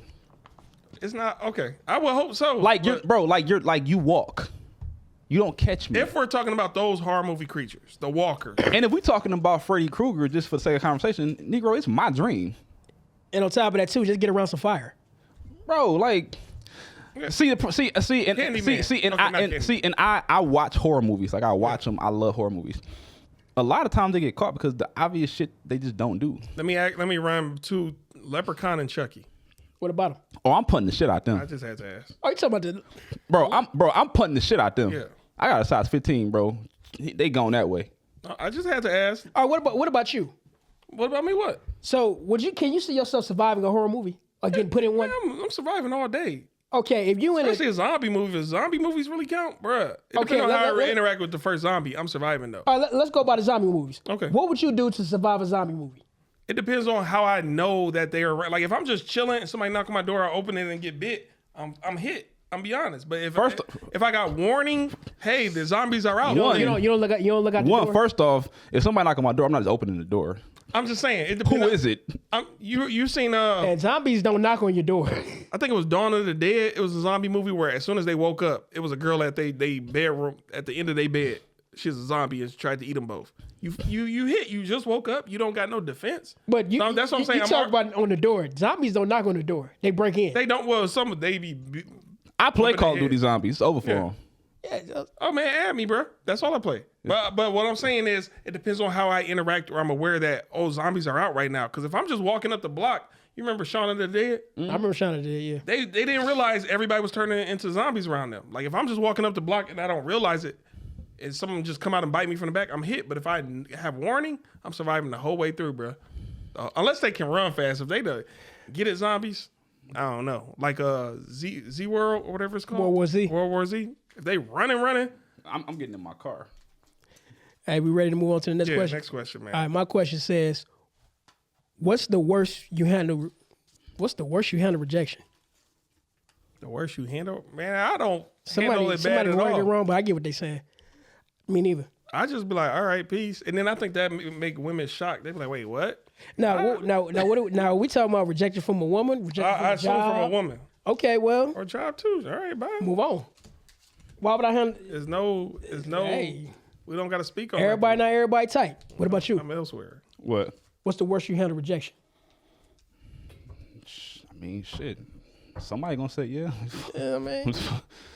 Still remember that dude in Detroit? He unalived that girl because she rejected him, and he shot her in the head. I still think about that to this day. Like, bro, you couldn't just find you another girl for the night, Didn't handle rejection well, man. I got to learn how to accept that type of stuff. It happens. for real. What about your question? How do you feel about polygamy? That's a good question. Oh shit. So how do you feel about it? I'm not marrying 7 women, dog. You don't got to marry him. I'm not gonna be with bro. That's a lot. I'm just saying, if you're in a relationship, it don't got to be 7, 4. That's a lot. 7 is We've all been in relationships, right? yes. All right. 7 is one every day of the week. We've all been in relationships, right? And we can all agree that they take work. Okay, go ahead. I'm just saying. I'm a roster person. A roster in polygamy is different because I'm not Right. But a roster, you're not committed. committed. So difference. I am starting to see what you're saying. That's a difference. Roster is not polygamy. Polygamy is you were committed to these 5 women. Yes. No. You could probably hold it down and make them sister wives. You're just gonna have to have a lot of psychological game. I'm good, bro. I don't, Just by that logic, just think about I don't feel like thinking how about you it. going to house these women? Y'all all work. And y'all all put y'all checks together. Because if we want to look at polygamy in the right way, women, it's very hard for women to house together. You know what I mean? You gotta look at how much toilet paper they use. Possible. Stuff like that. Cattiness. That's what Sam's Club and Costco's is for. That's all I'm saying. Because if you're gonna house 7, you gotta look at that. How you gonna house 7 women? I think it's possible, but to answer the ultimate question, what was the question? how do you feel about polygamy? To each their own. Ultimately, that's my answer. If you think it's for you, give it a shot. Find out if it is or if it is not. Because it is a lot of work. Because in biblical days, how polygamy worked, the man would have like a big compound or a castle, and in this particular, setting or whatever, concubines. You had a concubine here, a wife here. You know what I mean? Mm-hmm. They wasn't just together like that. Yeah. They had their own separate part of the house. You know what I mean? Bro. That's how it was. Because they know, hey, if you put all this, and on top of that, if you had kids too, you know what I mean? But usually, if you had kids, F them other kids. You only care about the kids you have with your queen. Now if your queen couldn't produce you an heir, a boy, then you consider, then you consider, okay, but the side True. piece over here, That's how it was. But still, like being committed to So let's reverse the question. Monogamy. How do you feel about monogamy? Just one woman. I'm good with that. If it's the right person. Okay. Nothing's gonna be perfect. But if it's the right person, what's the worst experiences you had in a relationship? Like, have you ever had the wrong person? yeah. If you don't want to answer it, we don't got to get personal. We don't got to. I'm just saying, certain people, they have reasons why they single and reasons why, like you, because you just say if it's the right person, that just immediately let me think something is. I was in a situation where the person I was with, like the lifestyle I live, this just They was insecure. I don't even know. It just didn't mesh.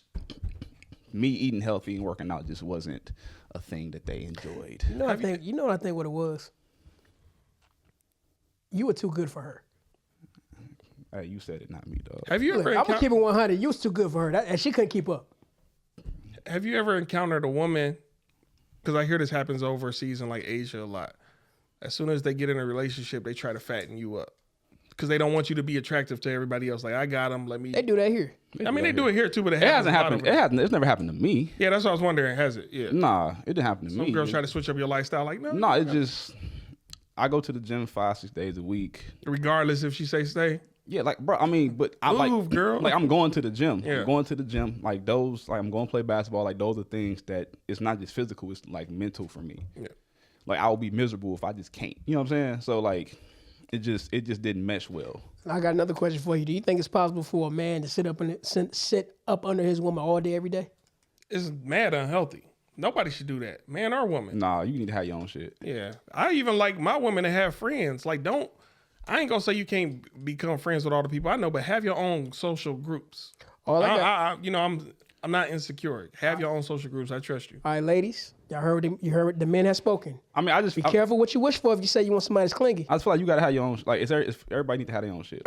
Like, you have your stuff that you do. Because you get tired of motherfuckers. I got stuff that I do. So like, I go to the gym if you want to do whatever you want to do. Like everything you do shouldn't be together.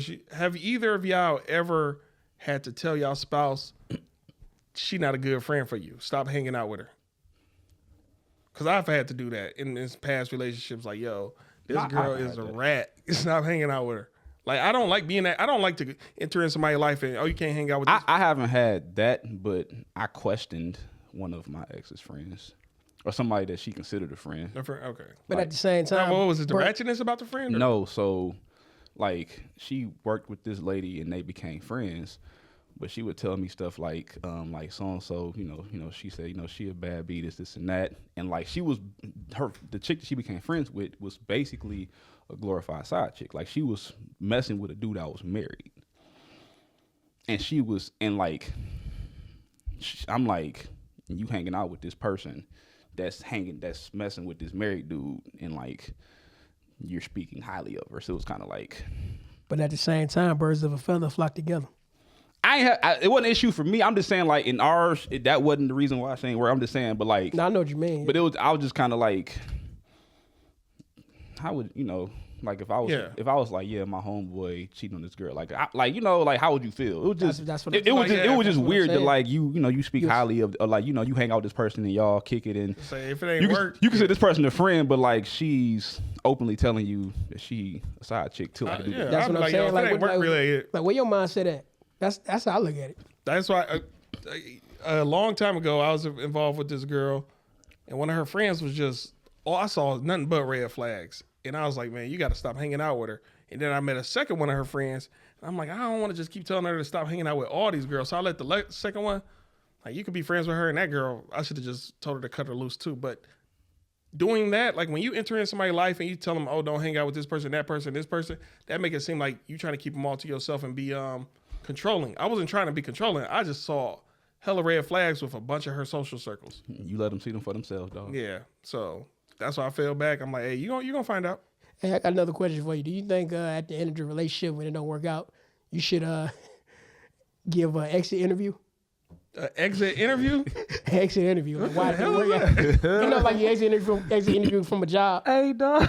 Exit? Wait, go on. Explain it more. You know, exit interview. Like, what could they? You got that for me, didn't you? No. I told you. No. I heard it. So. Now, if we did. No, me and you had a conversation about it. Now, if we did, I don't remember. But I'm just saying. That's what I thought you got that question from. Probably. Wait, No, but I heard, no, for real. You know what? I heard it from Corey Holcomb. What you mean? Like, are you talking to your spouse about what went wrong? No. What does it consist of? Like, you know how some companies do an exit interview when you quit a job? Mm-hmm. Like, what could the company could have done? What was your problems with the company and stuff like that? So I'm saying you would be talking to your ex, your spouse. Yeah. Either you could do that or you could just they have like a system where you just That's type called closure, a closure conversation. I mean, whatever you want to That's call what it. I would call, okay. And give a warning to the next guy, you know, of what's the result in dealing with your ex. Most women wouldn't let you talk to their exes. That's why you have the exit interview. That way you could post the Like a Yelp on like you know, like a job, like review this job. Yeah. Something like that. I mean, look. her box is trash, but she do this and that. Right. I don't know why I stuck with her. I mean, I guess. I mean, Yikes. I mean, I guess depending on how it ended. Mm-hmm. Me personally, I don't need for me closures when that shit's over, door closed. Like I don't need to have a conversation about why. She got 2 ears, but don't listen. You know, like I had a situation. I don't name drop. I was talking to a girl and it ain't work out, and she had told me previously, like, yeah, I've, met with previous exes and we did this and that. So she basically told me that she had done exit interviews. So we weren't even seriously dating. We just I do remember having this guy. Yeah, I remember. We were like very casually dating, right? And it ain't work out. And then like we ain't talked for months. And she messaged me, was like, I'd like to have a conversation. I'm just like, bro, It's been done. we don't like. I don't. This is nah. I remember the conversation we had about that. Yeah. I mean, I feel like it's good because I feel like they're seeking growth. Like, okay, it didn't work between us, but I want to be right for the next person. So, is that what you were ultimately asking? Is it healthy, or what were you? I'm just saying. About the exit? I'm just saying.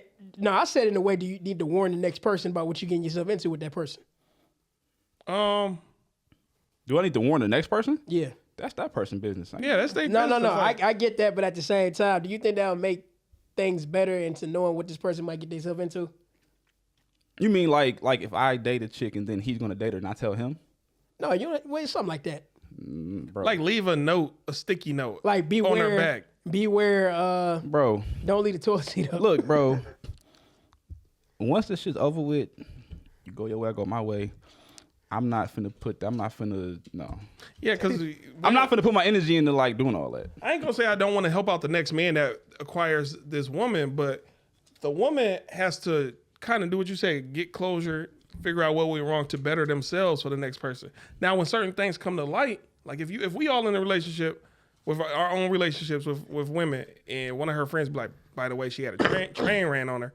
That's some shit most niggas be like, No, I'm talking about like in a situation. You went to the extreme. Right now. you got to. Yeah. I got to. I like Yikes. to me, that simplifies things when you go all the way with You got to stop like most doing it. dudes, even if you're about to marry a girl and the I'm wrong talking about thing if comes to she light. dangerous. Like, damn, be careful because she like to pull out knives on your ass when you sleep.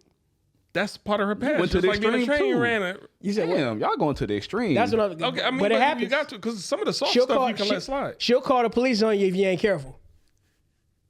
I agree. That's what I'm talking about. But what's more subtle? To protect yourself and the next person. What's more subtle and not extreme? If you had to give an example of that, I mean, like she got anger issues. what about Yeah, snoring? like that, Is yeah. snoring a red flag? Snoring I'm done with you. Because a lot of women, It's not a red flag. I mean, it depends. not a red flag. Is it a deal breaker? That's the word I was looking for. No, I wouldn't say I so. don't say it's a deal breaker. Nah. Get it checked out, but I wouldn't say so. That's all I'm I saying. mean, you sound like a lawnmower then. Yeah, if it's bad, yeah. You might want to go to the doctor. Like, I mean, but that's something that can be fixed. Like, yo, Snoring can be fixed. yeah. I didn't know that. You might got sleep apnea. You might have sleep apnea. You Right. might have you can get that fixed. I didn't know that. Shit, I just realized. Now, what if you're with a girl? Say you're allergic to cats, and she's not about to give up her cat for you. Oh yeah, I'm out then.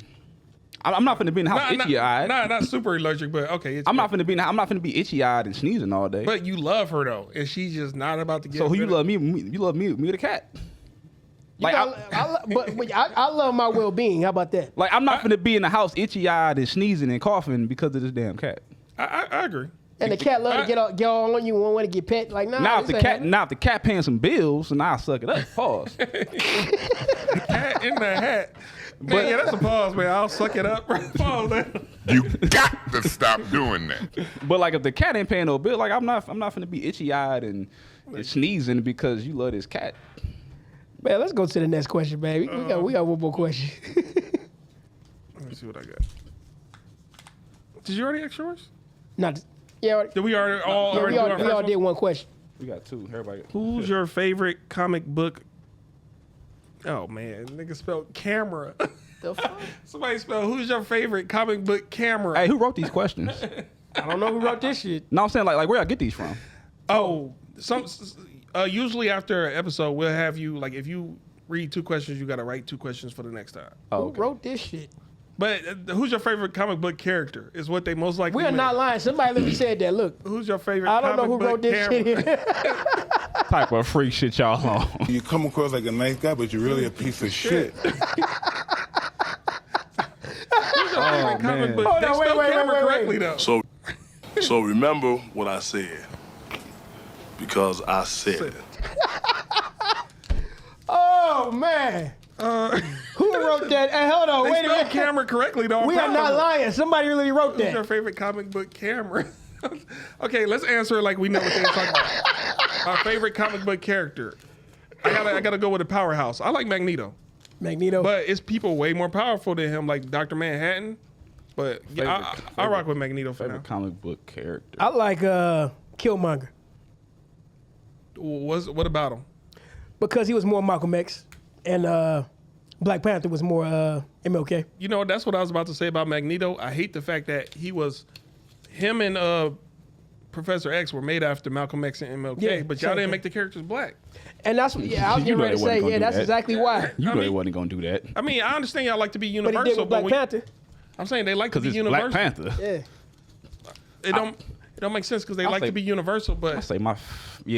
I mean, you ain't gonna make them characters black. if they always use the word universal, we got to make it universal for everybody. But at the end of the day, Caucasian or pale skin is not. universal for everybody means white people. I'm saying, but Caucasian complexion is not really that dominant around the world. I'm around saying, the world, He not saying that. I get what he's I'm saying, but they just want an I'm saying, excuse. but to them, universal. They just want an excuse. they wanted you the Hey, European standard. How about that? WYPIPO. Oh, I was just like, what the fuck you spell? What about did you answer? No, so my favorite comic book character, Static Shock, no, I would say had to be or camera. Sony. That's no. I would say my favorite comic book character probably. I would say that's a tough one. Wolverine. Oh, Wolverine go hard. Yeah. We got the cutout back here, but yeah. Yeah, I would say Wolverine. Okay. Everybody had a Wi-Fi on. I got what this is gonna be some conversation. I got what makes you laugh? A lot of things make me laugh.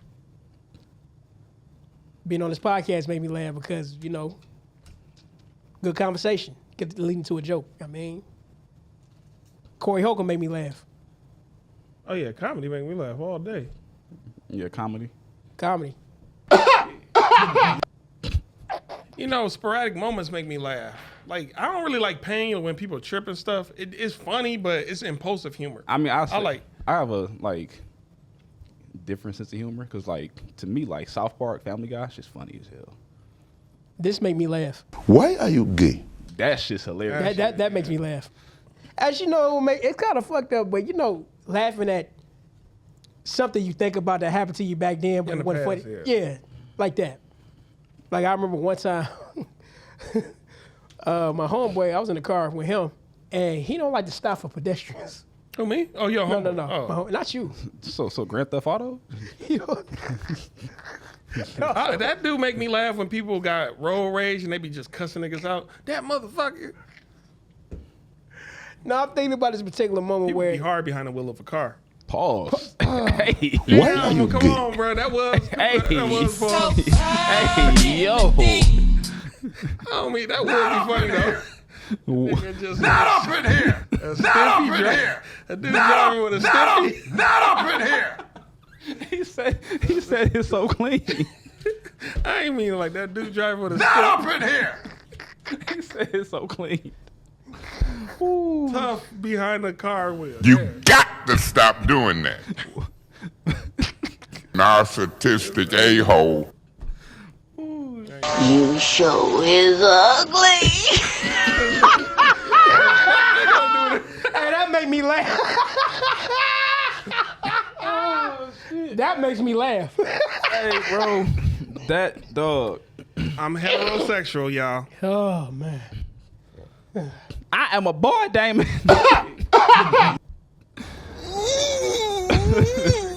All the sound. Oh, man. But You saying people have attitudes behind the wheel of a car. But what you were saying? Sorry, bro. I'll say like growing up, like people thought South Park was like racial, bro. South Park made fun of everybody. And that's what neutralizes. Bro, South Park was funny That's as what shit, bro. neutral- South Park, Chappelle Show, like I would never not Boondocks. laugh. I would never not laugh at the Chappelle Show when Rick James was walking on dog couch. Man, I like that Wayne Brady episode. That shit was funny as hell. Boy, he got a bunch of classics. He got a bunch of them, bro. Yeah. Or N-I-G-E-E-R-S Nigga family. Bro, like I will never not Good laugh. morning, nigga. I would never not laugh. Like never, dog. Oh, you remember the Boondock? Remember the Boondocks with Stank Meaner? No, Gangstalicious. The gay dude that was a rapper. Most Def played He him. was in the bed. Like I don't care how many niggas pull up in here, but hold on, how many of them is it though? Man. I don't remember that one. No, he was in the hospital. He was in the hospital and like people were like, he tried. He was already shot? No, they tried. Yeah, he shot him. They tried to kill him. He wasn't dead. Yeah, I remember He in the that. Okay. hospital bed, like I don't care how many people pull up in here. I got guns and shit too. He was like, but hold on, how many of them is it? I do remember that. Yeah. What, security ain't out there? And he gonna say, buckle up your seatbelt because it's the law and it's a good idea. Yeah, but nah, funny. Yeah, no, I tell you what happened over Christmas break. Nah, what happened? Remember I told you I had to break into the crib. Speaking of breaking into the crib. no, I had to break into a crib Christmas over my Christmas Eve to Christmas morning, dog. Why? So I went back home to Ben Harbor. Hey, before you say anything, it's not gonna incriminate yourself, is it? No. Okay, all right. Just, all Come on, I ain't stupid. right. So I went back to Ben Harbor, and my best friend, she lived in Germany. She has a house there. She used to live there. She moved, got married, moved to Germany. She has a house there. So she was like, you could just stay in my crib. It's fully furnished. She rents it out. Nobody's in there. She's like, you could just stay in there. Cool bet. So I get there, Christmas Eve, like 4 o'clock. Type the code in, it opens up the top lock. So I get there, my brother, my cousin pull up, we chilling. We go get food. So we leave out. I instinctively lock the bottom lock, close the door. The top lock locks on its own. We get back from getting food at like 11 o'clock. I go to the door, type the code in. The door is locked. The bottom lock. So the top lock opens, but the bottom lock is locked. What is it, a deadbolt lock? Or what kind of... So the top one is a deadbolt that the alarm key code is. Okay. But I locked the handle, the door. Okay. So I couldn't. So the top lock opened, but I couldn't. Oh, and the bottom one you need a key for? No. Right. But you don't. But she didn't lock it because the top lock was key Okay. code. So I locked the bottom lock by mistake. Oh, That makes sense. So I couldn't get into the cribs. So I go over to my brother dad's crib, go sleep on the couch. I text her like, yo, I can't. She's 8 hours ahead. And this is her crib, though. Yeah, this is her Breaking crib. into. Yeah, this is her crib. So I'm like, yo, I locked the door by mistake. Can't get to the crib. When you wake up, hit me up, figure it out. So this is like Christmas Eve night. So I go to sleep. My brother dad crib on his couch. She FaceTimes me at 2 o'clock in the morning. Like she was like, mom's up. You can go to the crib and get the garage opener. That door should be open. Thank God everything in Harbor's closed. I drive like 13 minutes to her mom's crib. The garage opener. Drive to her crib, open the garage door. All right, Bethany go to sleep. Open the garage door. That door locked. oh, damn. I call her mom. Mind you, she up. It's 2 o'clock in the morning. I'm like, yo, the garage door is locked. It's cool, baby. Come back, get the keys. I go get the keys. Pause. Only 2 keys fit in the hose. It's like the garage door, the front door, and like the back patio. Only 2 keys fit, but don't none of them. They're not turning. Mm-hmm. So now I can't get into the crib with the key, and the doors is locked. So I'm on FaceTime with her, and she like, yo, you might have to break in. She gave you permission. I'm like, I ain't trying to break in your shit. Yeah, but because she like, yo, mind you, she in a nicer part of the city. She got nosy neighbors. I'm like, I was gonna say, yeah, you got Once the they hear Karen. that You got ching, a that glass. Karen and Kevin. so like I'm my big ass. It's 2:30, 3 o'clock Christmas Eve. Now it's Christmas morning.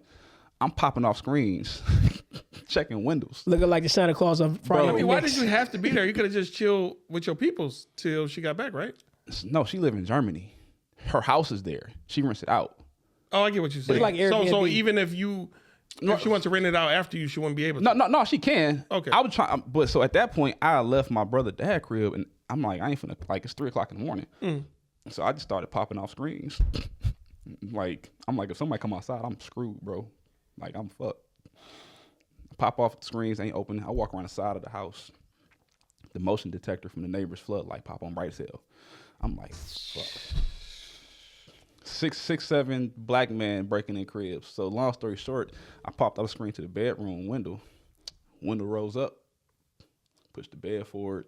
Grab a chair. Man, you better be lucky your loud ass alarm didn't go off. Man, Climb through the window. Yeah. stuff like that happen to black. And after the fact, like this, so like I opened, like I popped screens off, ain't nothing working, pop screen off. It raises up. I'm like, all right, cool, bet. Push the bed up, grab a chair, climb through the window, push the bed back close to the window, go outside, put the screen back on. The next morning, bro, when I FaceTimed her, or that morning, bro, we laughed for like 30 minutes straight, dog. Dog. I mean, I'm thankful you're here and nothing else occurred, Bro. You know, the one neighbor sees something. Bro, I'm just like, dog.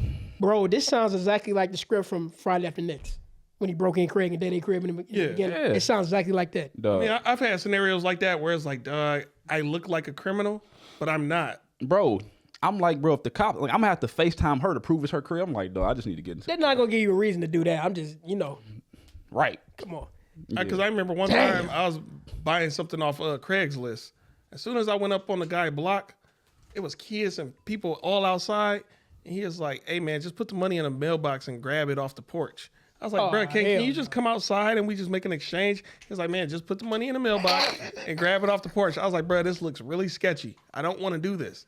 So I put the money in the mailbox and I grabbed it off the porch, and immediately everybody just stopped playing. Just start looking And at just everybody looked at me, and I walked to the car, and then it was legit. He was like, hey, this is a confirmation text I'm sending you. Thanks for leaving the money, exact amount of money. It was $30 for a green screen, that one right there. But I was like, Bro, bro, just imagine you being the only black person there. I was the only black person. This was in I'm Dearborn just Heights. saying, anybody out there who's watching this right now, you a black person in an all-white neighborhood, Bruh. putting money in a mailbox and just picking something off the damn porch. Well, you got to understand, everybody from their perspective, maybe I'm looking in the mailbox to take some mail too, and I'm clearly walking with something off your. That's why I kept saying, bruh, And why would you public switch up the perception. deal?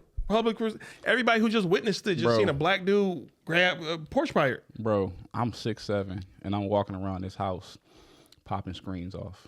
Big scary black That's man. what I'm saying. Big scary ass black I'm man. just like, bro, I need to get into this crib with somebody, wake up and say, what's going on outside? At 2:30 in the morning. At this point, it was 3:00 in the morning. Well, early, middle of the night. But I'm saying we get thrown in these situations, and it's different because they assume as soon as the wrong people pull up, they immediately assume the worst. It's not they want to hear you out. They're gonna flat out assume you're guilty. Could you just imagine they shining them lights in your face like, hey, what are you doing here? And I had one of them before. One day I was driving, a cop hit up, the high beam that be on the side of the windshield. He flashed that on me. I couldn't even see where I'm driving. I started swerving. Then I stopped. I rolled down my window. I'm like, man, what the fuck is going on? I didn't even know it was a cop. All I know is a light hit me. I could have been getting abducted. He was like, oh yeah, somebody had been around here stealing. I was like, bro, I don't got nothing to do with that. Why would you shine a light at somebody who's driving up a street? Like I could have hit something. Bro, I got pulled over for DWB in Southgate. I could believe it down there. Bro. I could believe it. Man, I got pulled over by the narcs a few times. I'm talking like you thought I hate them. Thought I was selling dope. I was coming home from work, dog. And I worked at Sherwin-Williams at the time. Opened the store. I'm finna go get some food. And mind you, it's like 3 lanes. The cop I'm in this lane. It's middle lane, this lane, this lane. Cop in the outside lane. He didn't cut off 2 cars to get behind me. Pulled me over in the McDonald's park. I pulled over in like the next parking lot, which was McDonald's. Pulled over in that parking lot. He come up to the car, dog. First thing he says, license registration. After that, he was like, "You ever been arrested?" The fuck? At the time I'm young. I'm so now you handle it a little different. I was like, no, I just graduated. I just graduated college though, and looked at him in his eyes. I turn around, bro. This boy is in my back seat. You would think I had a key open the back seat. Yeah, they do. Yeah, bro. And I know it was DWB, bro, because normally when you get pulled over, it take at least 5-6 minutes for me to go to the car, run your shit, and come back. Bro, he went to the car, came back in 1 minute. Have a great day. Nothing, no ticket or nothing. Asshole. That's yeah. They did that to me in Dearborn. I remember I used to talk to a girl in Southwest or probably Southgate. Every time I came back, I had to come back up through Outer Drive. Cops always pulled me over. That's why I stopped hitting her up. Oh, You said where? She was in I want to say she was in Southwest Detroit, but right when it's the end of Southwest Detroit, whatever it's about to become next after Southwest Detroit. Is it over there by the refinery? It's a little past the refinery. Yeah. Yeah, I know what you're talking about. But I used to hang out with this girl. Every time I was coming back, I used to take like pretty much I used to come up Outer Drive. Cops pull me over almost every time. But they never gave me a ticket, but I got pulled over 5 times. I remember the last time they pulled me over, I paused for a minute when they drove off, and I just deleted that girl number and blocked her. I'm like, bro, Until she move. Huh? Until she move. I out didn't of even that tell area. her. To this day, she probably think I ghosted her, but I'm like, you don't understand what I got to deal with just seeing you. I'm like, I feel bad. my camera. If you're out there, he ain't ghost you. Blame 5-0. Hey, He ain't even say, hey, look, I can't keep coming out here. He just said, I'll just F it. You said I just threw it away. you said one time is the reason why you lost a good man. It happened 5 times though. They kept Five fucking times. with me, Bro, so I'm bro, like, I'm so done. I got pulled over when I used to have a Jeep, and I bought it brand new at 25 years old. Bought a brand new Jeep. And Wrangler or what we talking about? Sorry, I'm in the car. it was a Jeep Latitude. Okay. And I had went back home to Ben Harbor for the weekend. Went home, went to my cousin's crib. He was in his apartment complex, and we went to it's like the Walgreens. So Ben Harbor's small. So up the street, it's like a 2-lane street, right? Car coming, car going, right?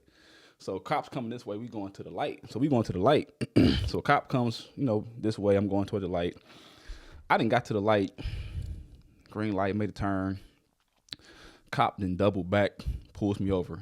At this point, I'd already gotten pulled over for DWB, and now my cousin knew about it. Bro, I get flicked. Right, going to the Walmart. I mean, the Walgreens. Put in the parking lot.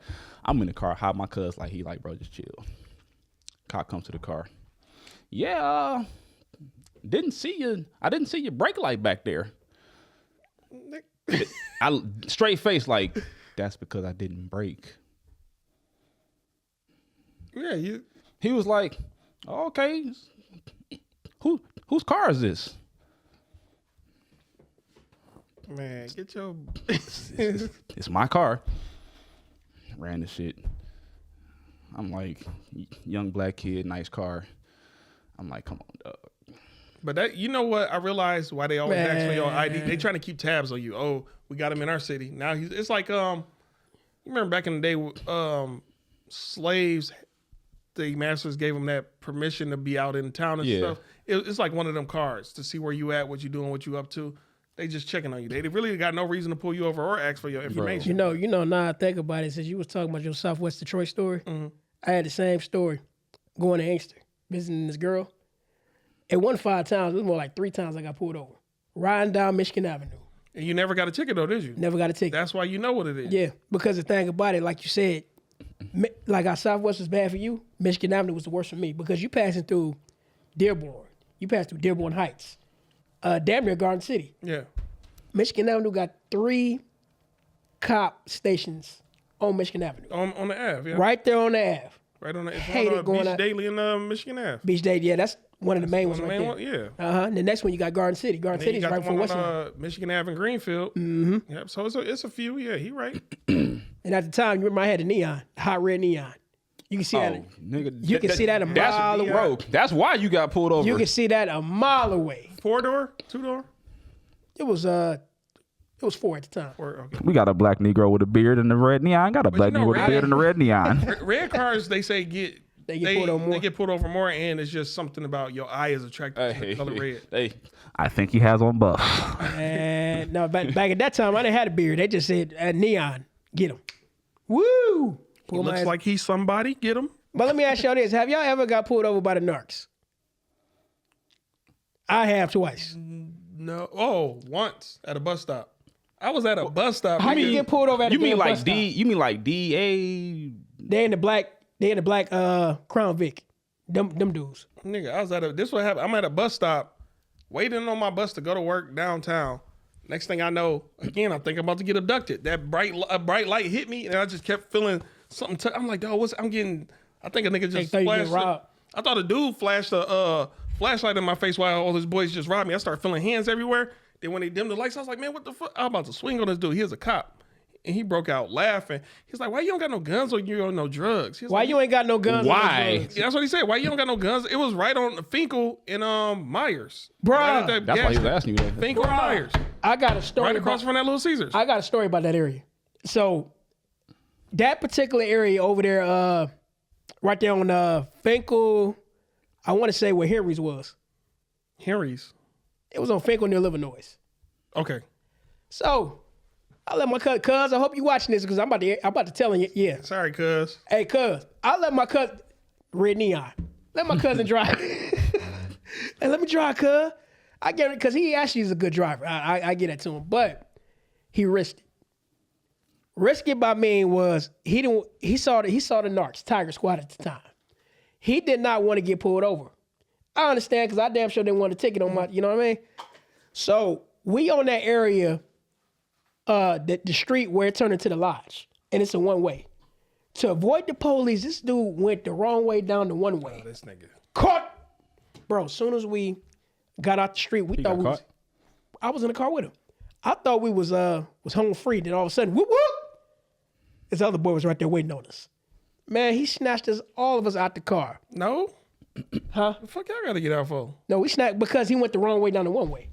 Still, that's on the drive. Okay, keep continuing. Yeah. I'm not. It driving. look, That's what I'm saying. it don't matter at that point. The point is they the narcs. They saying, can do whatever they want to do. I know one time I was a passenger in the car and the cop kept trying to ask, he came to my window, kept trying to ask me questions.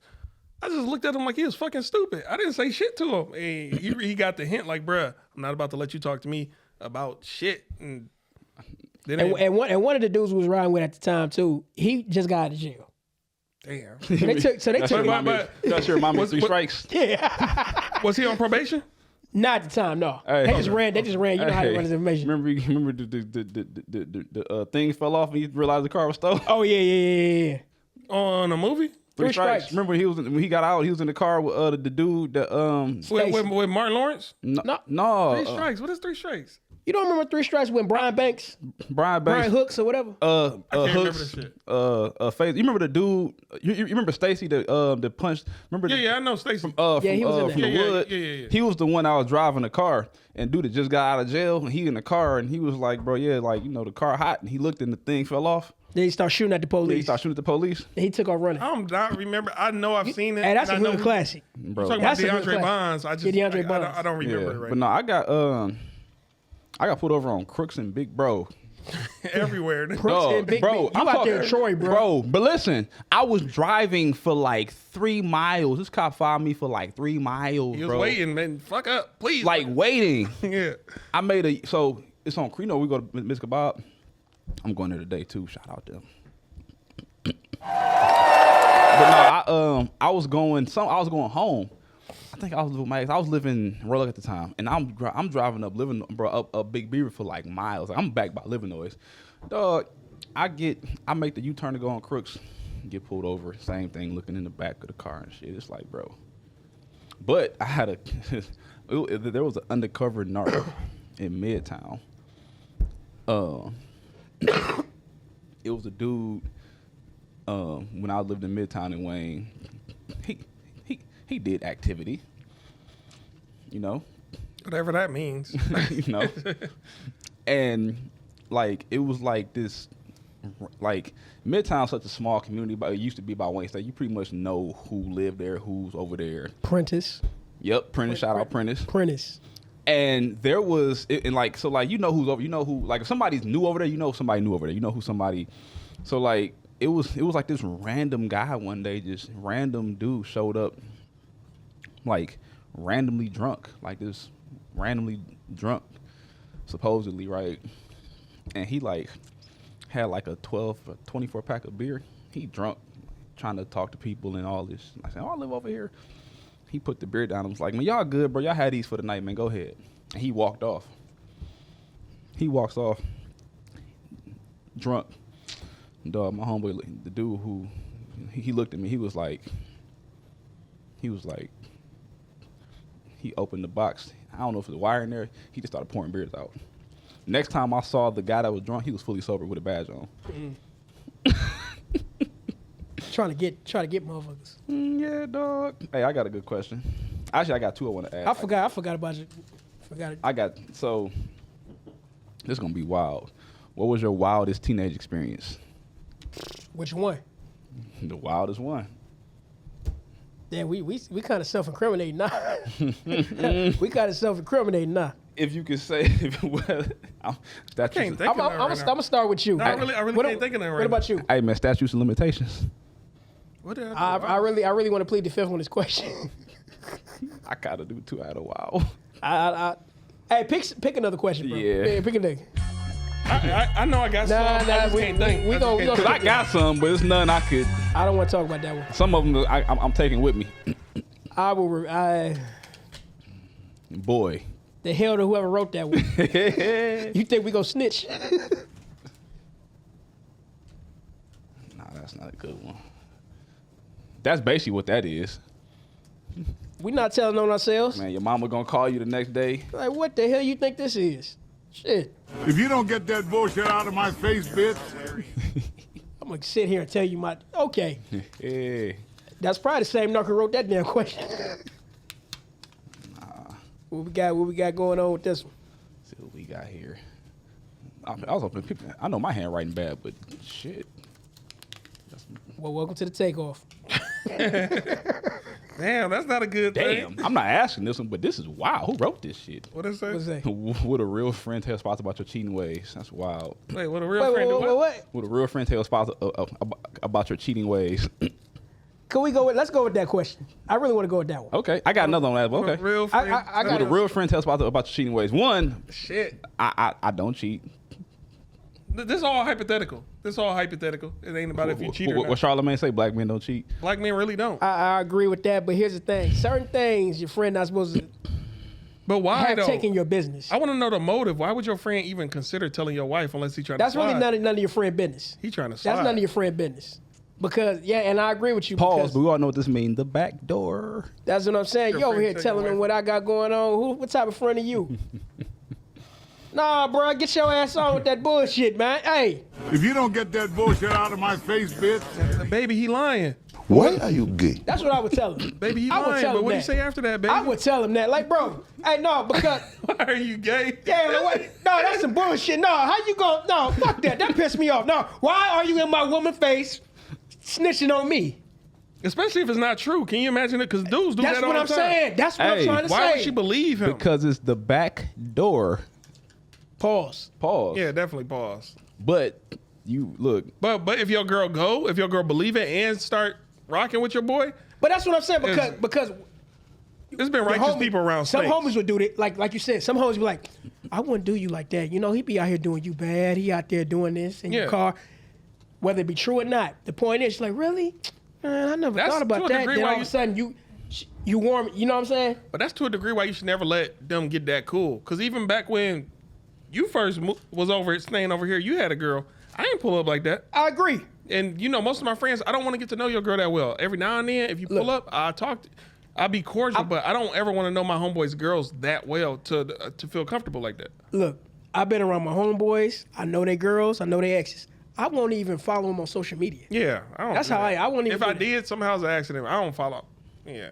No, we don't do that. It's That's- like real ones know where to draw the don't do that line. around Don't here. follow them online. Don't need to know that. That's- Now, if you somehow stumble upon it, like, damn, this girl got a OnlyFans. Should I tell him? Yeah, you tell him. Your boy gotta know, or he might already Travis know. Hunter. Or he may. Yeah. Hey man. Hey, speaking of Travis Hunter, I'm sorry. Speaking of Travis Hunter, I've been seeing a bunch of memes with him and O.J. Simpson talking about, I give you the gloves. These gloves didn't fit me because they were man. meant for you. Why they do it? I've been seeing a bunch Why of they do memes him like that. that? Travis, bruh, I like to think you're a level-headed dude. Just move on, bruh. You don't got to get angry. We were talking at about him. this in the locker room after we worked out yesterday. Travis, man, yeah, just move on, bruh. Look, all I gotta say, I think we already talked about how we feel about that typical situation. Mm-hmm. The boy gonna have to learn on his own.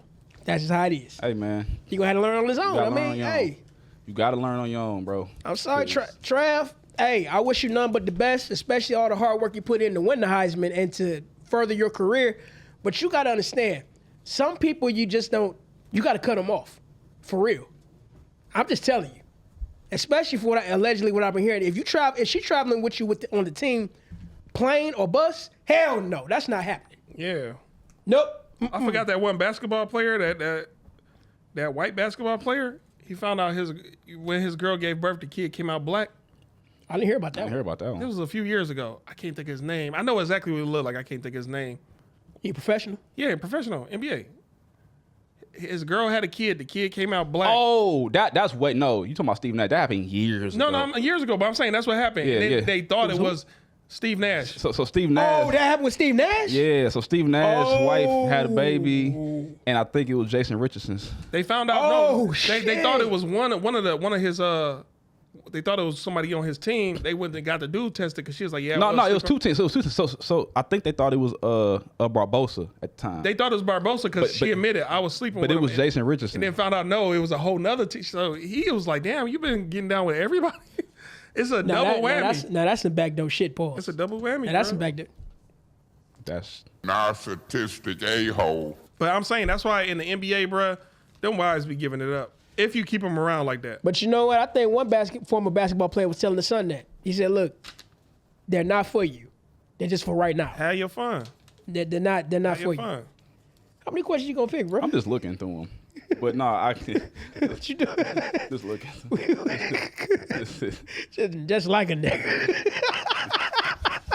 All of the questions. All the bootleg snacks. If you could alter history, what would you change? Come on, bro. We niggas. We know what we changing. Christopher Columbus would have got his ass beat soon as he stepped foot on it. Massive. Okay, let's exclude that because that's the default thing everybody would change. Reach for the sky. You remember Dave Chappelle? Reach for the sky, huh? Dog, you know how much backlash he got for that one? Man, what? Bro, when he shot dog, On TV. dog, he got so much backlash for that shit, bro. That shit Man. was, he shot him, bro, on like Hey, that was classic. I don't care what anybody tell me. it was funny as shit, bro. It was classic. Or when he was black and blind, thought he was white. Oh, Clayton Bigsby. That was the very first episode. Clayton Bigsby. Okay, so we can't use Columbus. You can use whatever you want. I'm saying let's because that's the obvious thing everybody would do. If I could It's change slavery. It's the obvious thing. So what else would we change though if we had in to history. like the moon landing or something? Save Malcolm X from getting shot. That's pretty good. You think who died first? Was it Kennedy before Malcolm and Martin? Kennedy got shot first. You think Kennedy, if you would have saved him, the other two would have still been around? Like a domino effect? I don't know. I can't speak on that because that was two different reasons on why allegedly they got shot. I ain't know. I mean, it's so much. I mean, stopping 9/11 from happening. Yeah. All you gotta do is make a phone call. Stopping Pearl Harbor. Hey, if you know, you know.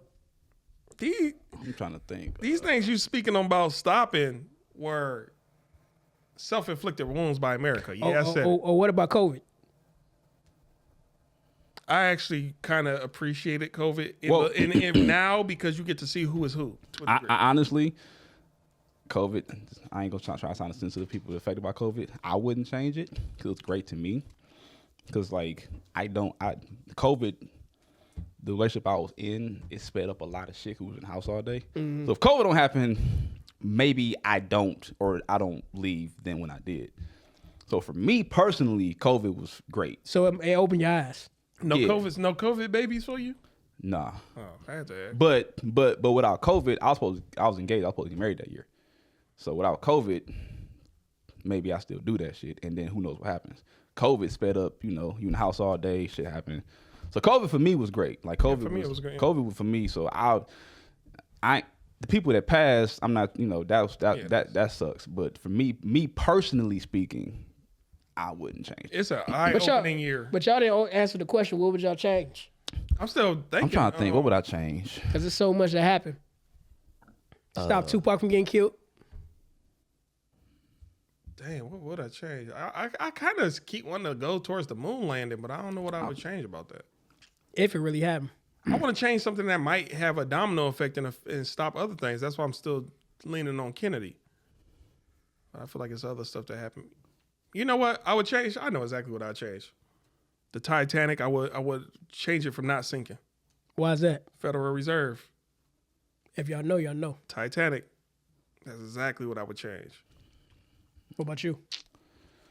What would I change? That's a real deep question.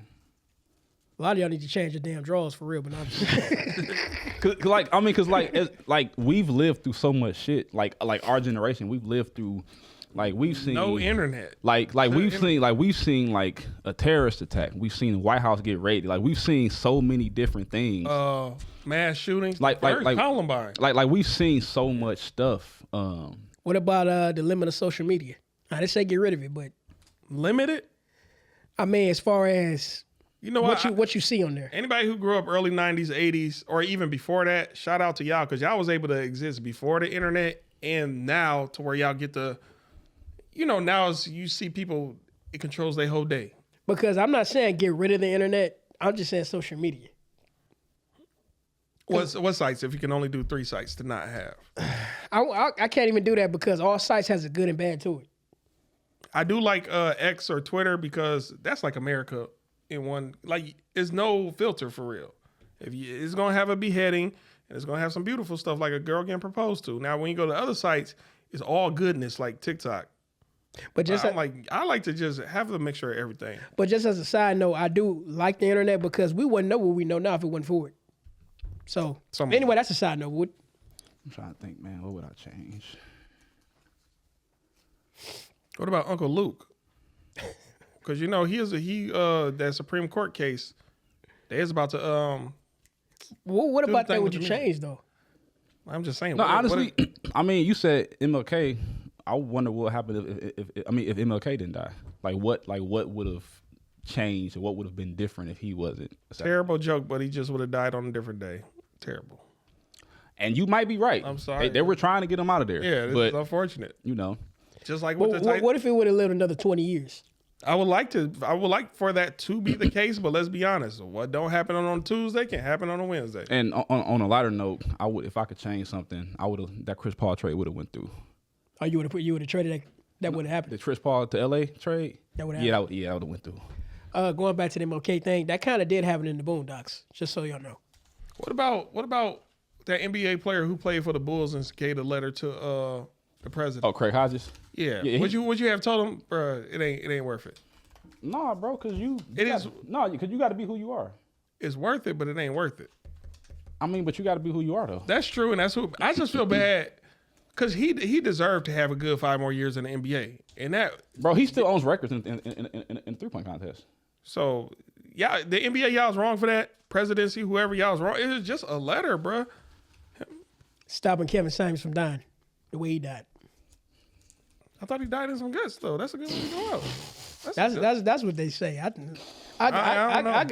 got my opinion on. I just wish he would have passed later so he could see his episode of Atlanta. He passed like a week or 2 before his episode of Atlanta. I'm under the impression he died a different way than how he did. Yeah, possibly. They asked some incriminating questions in here too. Hey, we don't write them. We just write what people want us to. Somebody asked what's. Hey man, you still gotta write. It's a pen over there too. You gotta add some stuff in. If Somebody said, "What's the wildest thing you ever done, drunk or sober?" Boy, y'all gotta stop with these. If y'all trying to get people caught up. Hey, just say you don't drink. That's dead it. Sometimes No, you gotta lie. it said wildest thing you ever did, drunk or sober. Oh, or sober. Damn, you're right. Dog. See, my recall is bad. I be having. Hey, don't say them out loud because we still got to have the people to. Yeah. No, you gotta pause this one. That's wild. Let me see that one. Hold on, is this the one? You gotta pause that one. That's crazy. That's wild. Is that it? Nah, I think this one. That's crazy work. I think it was this one right here. That's crazy work. Too many questions, y'all. We got over 100. Oh, you talking about this? Yeah, that's crazy work right there, boy. We got over 100 questions in this thing, y'all. That's wild work. That's What wild. it is? That's crazy work. Don't say it out loud. That's crazy work. That's crazy work. Who the hell wrote this? Did you write this? It's a funny question, though. Dog. You would find this shit funny, wouldn't Hey, you? bro, everything is funny. If you don't laugh, what are you alive for? At this? If you don't laugh, what you alive for? At this? I don't want to know. I'm not, bro. Everybody, bro. Hey, shit funny about this. What you mean? You ain't had one of them. Hey.